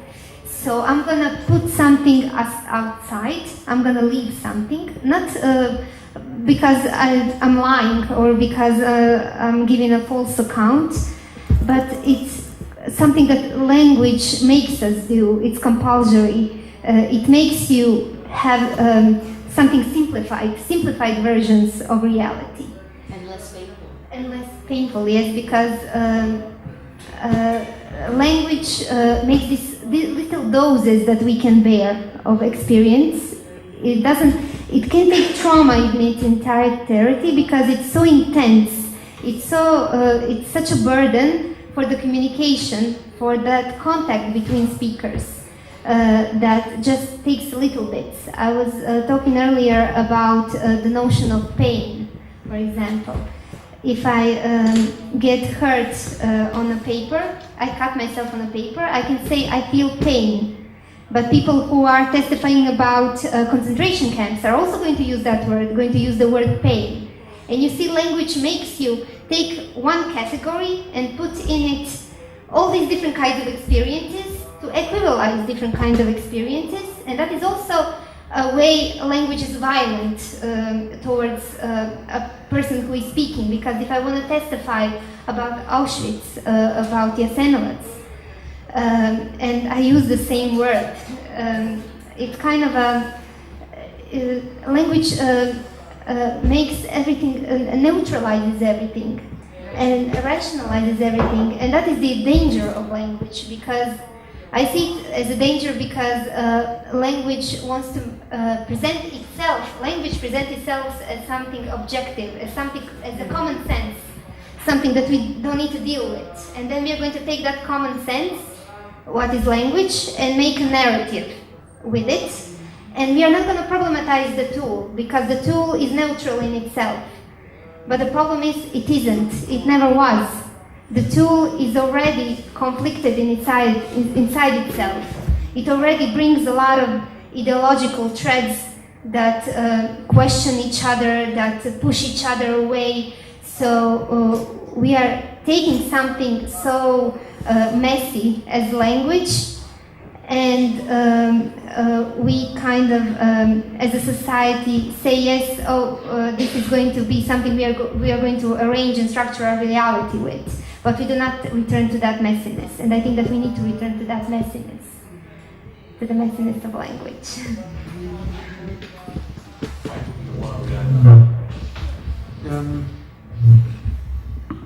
I think your question contained a general question and a question about the possibility of witnessing insofar as it pertains to the genre of the diary. So the transcendental aspect of your question, is it possible to speak of testimony and witnessing in case of diaries in general? My answer would be yes, unequivocally so, for two reasons. One, we have at least one diarist who specifically calls what she's doing in that diary witnessing. We might not agree with it, but to the extent that we agree that she uses a word the meaning of which she's very much aware of, we have to accept that for her, writing a diary is a form of witnessing. But more generally, I would say that if I'm not mistaken, and let's assume you imply that the answer should be no to your own question. Let's assume that. The presumption there seems to be that there's something comprehensive, a totality, that can be witnessed to ex post facto, so to speak, with a certain temporal distance to this total event itself. So let's use the moniker Auschwitz, or any kind of moniker, comprehensive term that allows us to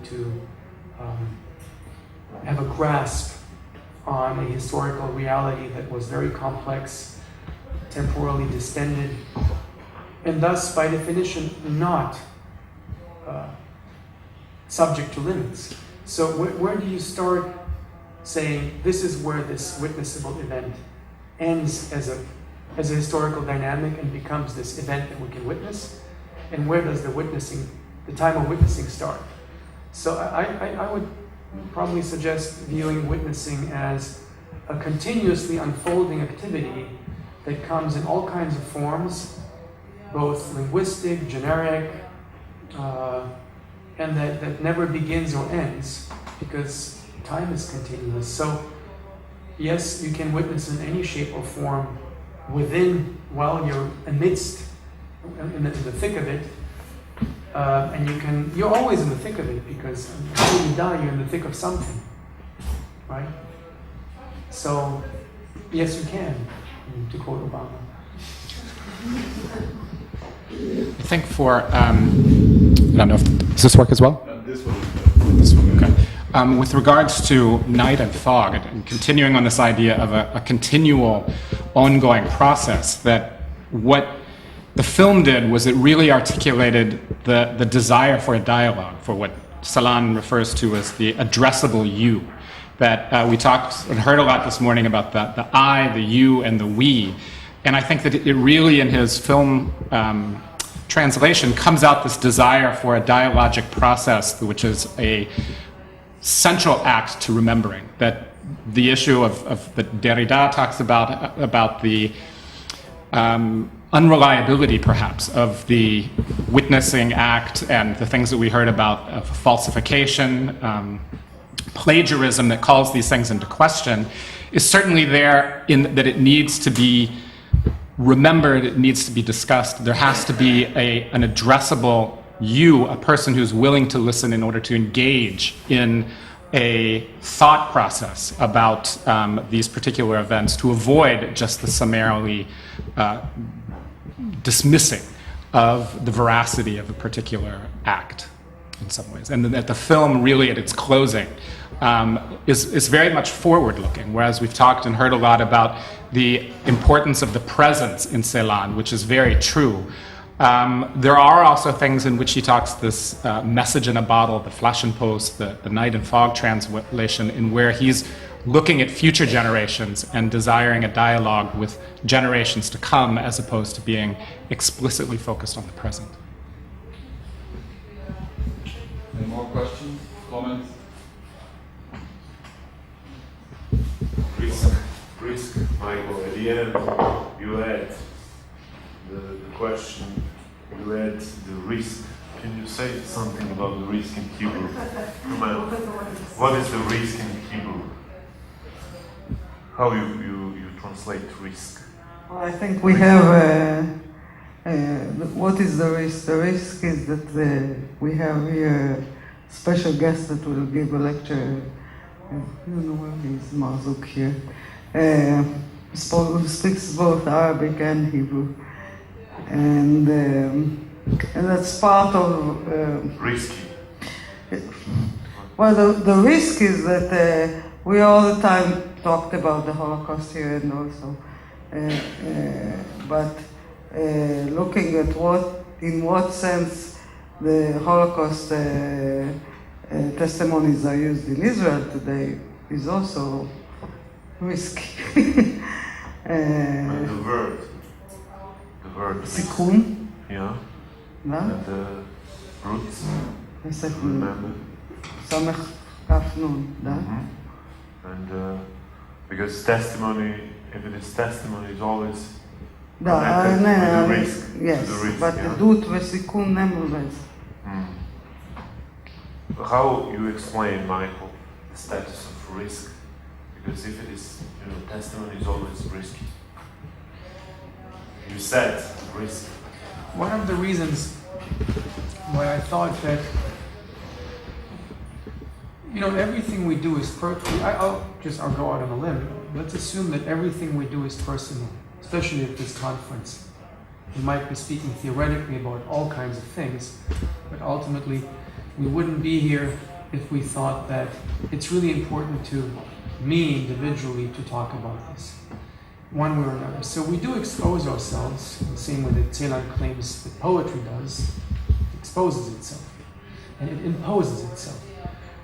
So if you become an armchair witness, let me give you an example. When 9/11 happened in 2001, I was living 4 blocks north of the World Trade Center. And on my way to work, it happened. I saw it, I was there, I ran, and other people did too. And then I went up to Colombia, and people were shocked, as they should have been, and nothing even happened to me, right? So I wasn't even a real victim of the situation compared to others. But in the months that followed, and I'll be very general, probably dangerously so, all of a sudden, a majority of, let's call it the American people, became victims of an assault or something that happened to each and every one. And it occurred to me, on a personal level, I had many arguments with people, especially academics, who sometimes think that they analyze world events better than others because they're educated, etc., etc. Sometimes. But I'm not being facetious. It was a very serious moment in world history. And yet there were distinctions of suffering, distinctions of risks having been taken. And there were many people to whom nothing had happened, who were in New Jersey at the time, or in Minnesota, who felt like victims. And yes, they were at a certain level. But then, if you get to the nitty-gritty, they really weren't. They hadn't lost anyone. And they all articulated themselves. This was pre-blogging and pre-tweeting and pre-Instagram. But everyone had something to say about this. And yet there were people who, when they spoke about it, had more of an investment than others. So if you think about someone who is standing, let's say, to lose their job, like being very concrete about it, if you say something, your position is more risk-fraught than someone who doesn't stand to lose anything if they say something about it. So when I speak about this with Celan and Hillesum in mind, and it is a painful thing to say, and it is really, if I were a German academic, this would be the end of my German academic career, probably, if I said this. But I do think that for all the dangers and the horrors that Celan underwent as a person, labor camp, losing his parents, not having been there when they were deported, everything that happened to him, it's horrific. Horrific enough. Horrific enough. When he wrote as a poet in France, there came a point, and that's my personal reading of his trajectory. There came a point when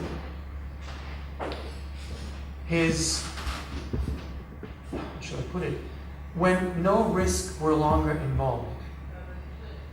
Really risk of putting his life on the line, other than being an authentic, serious, strong poet, who with every line that he wrote, puts his life on the line.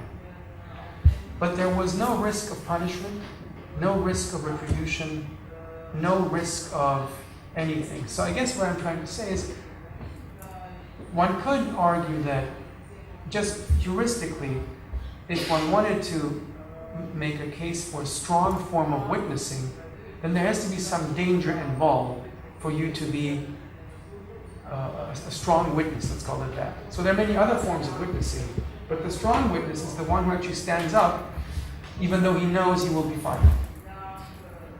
So that's what I mean by risk. Really an everyday notion of risk, some form of risk. And I think that's important to witnessing. So the question is to build on what you just said. And I would like to comment because I cannot make sense out of this new phenomena. So the testimonies in Argentina that emerged after 70s and 80s in dirty wars were actually using some of the theoretical framework and paradigm that was built in the Holocaust. But something happened recently that is actually different kind of phenomena that puzzles academics because they do not know how to gauge that. And that is that the perpetrators have started giving testimonies. So what do we do with that? How do we approach that? I think we would all be qualified. Since you're looking at me, I'm going to respond first.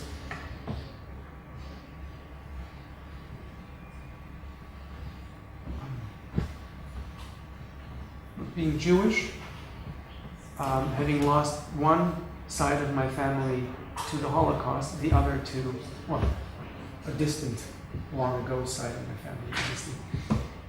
The other side to Stalin, having had a grandmother who was a Stalinist judge who sentenced others to death, and being married to a German, I have no problem at all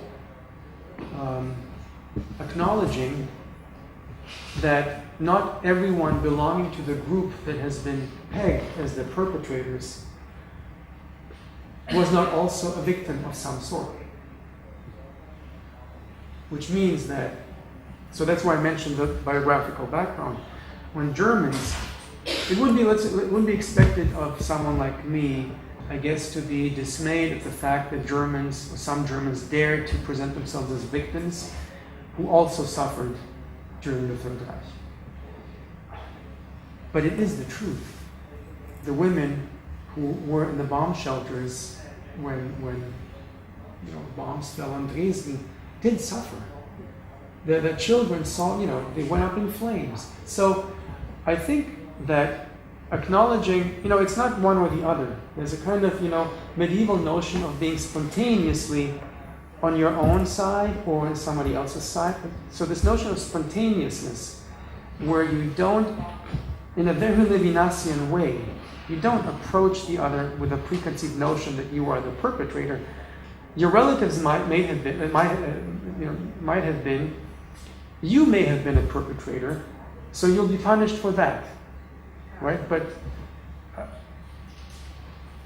being a victim and being a perpetrator are not necessarily always clearly distinguishable in the same person. We're talking during lunch about it as well. Again, speaking as a Jew, there were Jews who were perpetrators as well. They were more victims than perpetrators, but they were Jews who didn't help other Jews. And before they went into the ghettos and the camps, they were Jews who saw Jewish neighbors being deported. They didn't say anything. No, they were complicit. So I think it's a very complex issue, and I believe that I'm not a politician, and thank God I don't have to make policy. But on an abstract level, the clear-cut distinction between victim and perpetrator makes sense to a certain extent, where it's clear who did something to whom. But then there's also a very, very broad swath of human reality where the boundaries are really very, very porous and permeable. And then when you go into succeeding generations, then it really becomes murky.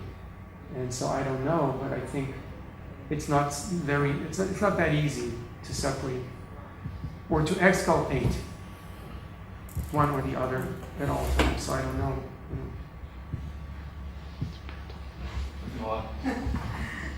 Thank you. I wanted to ask Michael and David. I was reminded of it because you mentioned Primo Levi, and you mentioned Agamben and the distinction in witnessing that he does.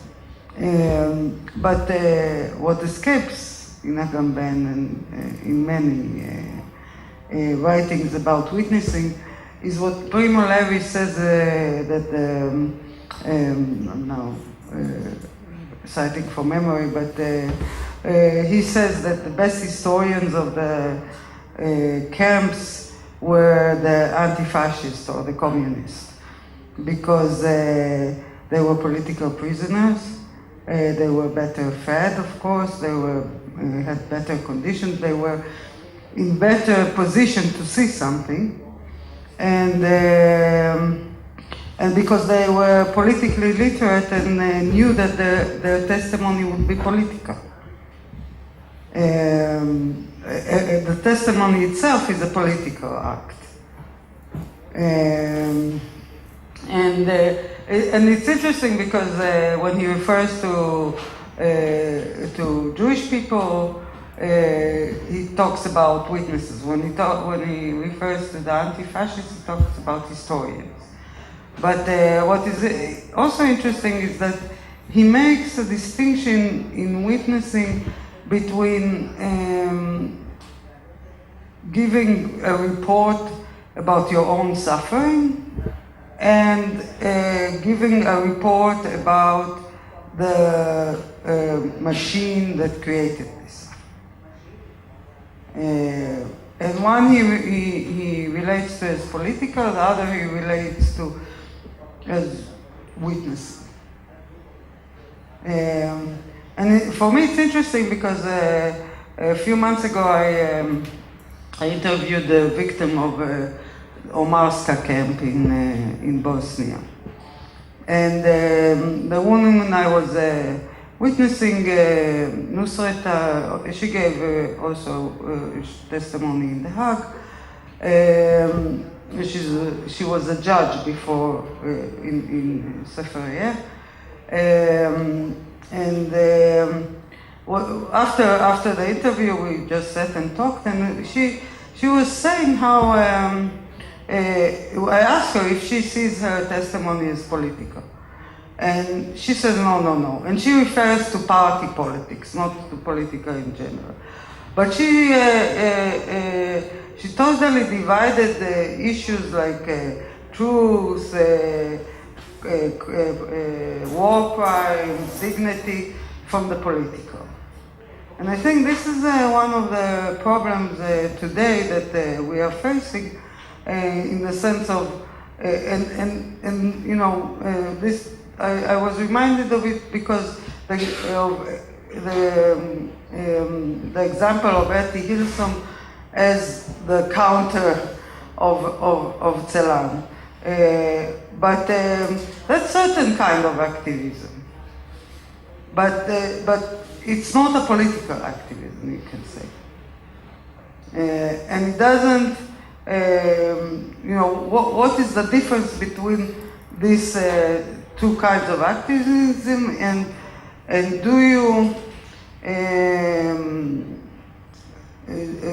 do you prescribe to one or the other as is there more ethics and kind of giving up to destiny, let's say, than there is to political activism as such?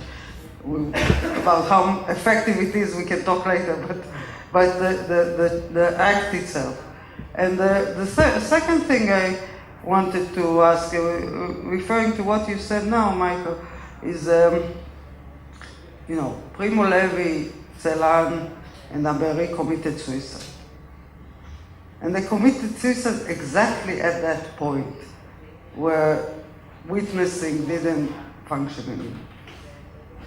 And I also think that it has a wider political context, not just there was a shift in the whole paradigm of commemoration in the 70s.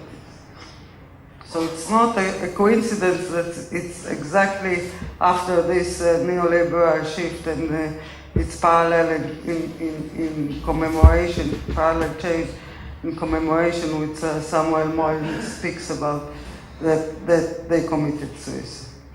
So I think this moment you observe between the early and late Celan is very crucial. Would you like me to speak to this? If you So, this was a very complex intervention. I would respond by, dividing into three compartments. One, I think that it's probably productive to distinguish between witnessing and documenting.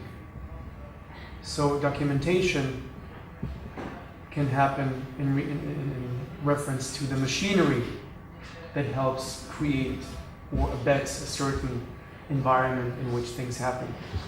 And documenting you can do without necessarily building a personal narrative, I guess. That's how I would put it.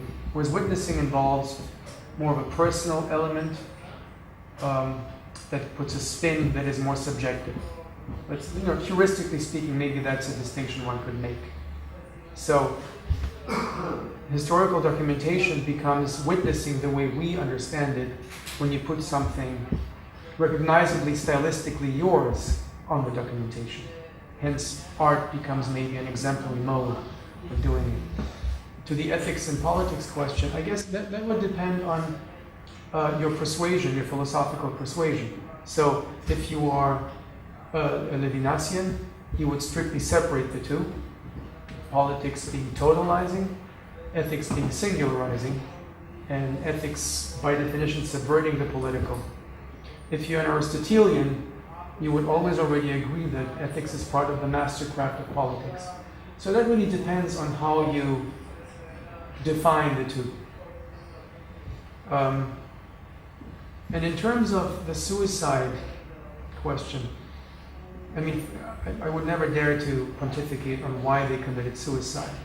But in a parallel world, let's assume this is all the narrative we can talk about. And there is a narrative that, so I have to preface this, I'm really not adjudicating on Celan's suicide or Levi's suicide, but we're speaking fictionally now, right? This is a fiction. And presumably, there would be psychologists and therapists who would say, in this fiction, the most rewarding thing that will beautify your own life and make you happier would be helping others. So if you feel desperate, go out and do something for someone else, and maybe you'll feel better about the world and yourself. Now again, I've never met Celan, I've only read his work, and I know it very well, and I have never been able to shake a sense, especially the late Celan, not the early Celan. So somewhere I would even say after Niemandsrosen, beginning with Atemwende and the poems written after the Niemandsrosen. Basically when he started moving away from Mandelstam a little more, if you can say that. I read him as becoming more and more self-centered and cutting himself off from his readers and accessibility. And that's just a literary statement, not a personal statement. So in that sense, if I were Roman Jakobson, I could probably make a structuralist argument that in the same way that Mayakovsky's suicide was a logical conclusion of his move away from metonymy to metaphor, Jakobson probably would have made the same argument for Celan. His suicide was a logical conclusion of his move away from metonymy to metaphor. Understood the way Jakobson understands it. So there must be, if you make that argument. But of course, existentially speaking, there are reasons why they committed these acts. So. Just very briefly, the only thing that I would add about your question of the political prisoners and communists being the best chroniclers, this was exactly the criticism that was initially made of Night and Fog when it was released, was that someone said quite famously that it was a documentary about the Holocaust that omitted the Holocaust because there was a lack of a specifically Jewish voice in the film. So Celan's translation in many ways infuses the film and the text with a singular Jewish voice that was absent from the initial release and construction of the film. So I guess it would be a question of what exactly was being commemorated or documented, as you said, making a distinction between witnessing and testimony. And this gets, of course, to the heart of the so-called German historians' debate over the unique nature of the Holocaust. Was this attempt by René and Carol to document, as you said, the machinery that produced the final solution, or was it about a testimony specifically and singularly to the attempted annihilation of European Jewry? And so Celan's voice added to that amplifies the text itself and perhaps the goal of the film, which was lacking initially. And I think that the passage that I quoted where he talks about racial mania, which he added to the text, whereas Carol originally talked, as you said, about the machinery of the concentration camp monster, sets off then perhaps this more ethical versus a structural or organizational type of critique in the film. Okay, thank you all. Unfortunately, we are out of time and we have to end the discussion here. I invite you all to join us at 6 p.m. To witness the exhibition opening titled Testimony in Politics at Gallery Allegra.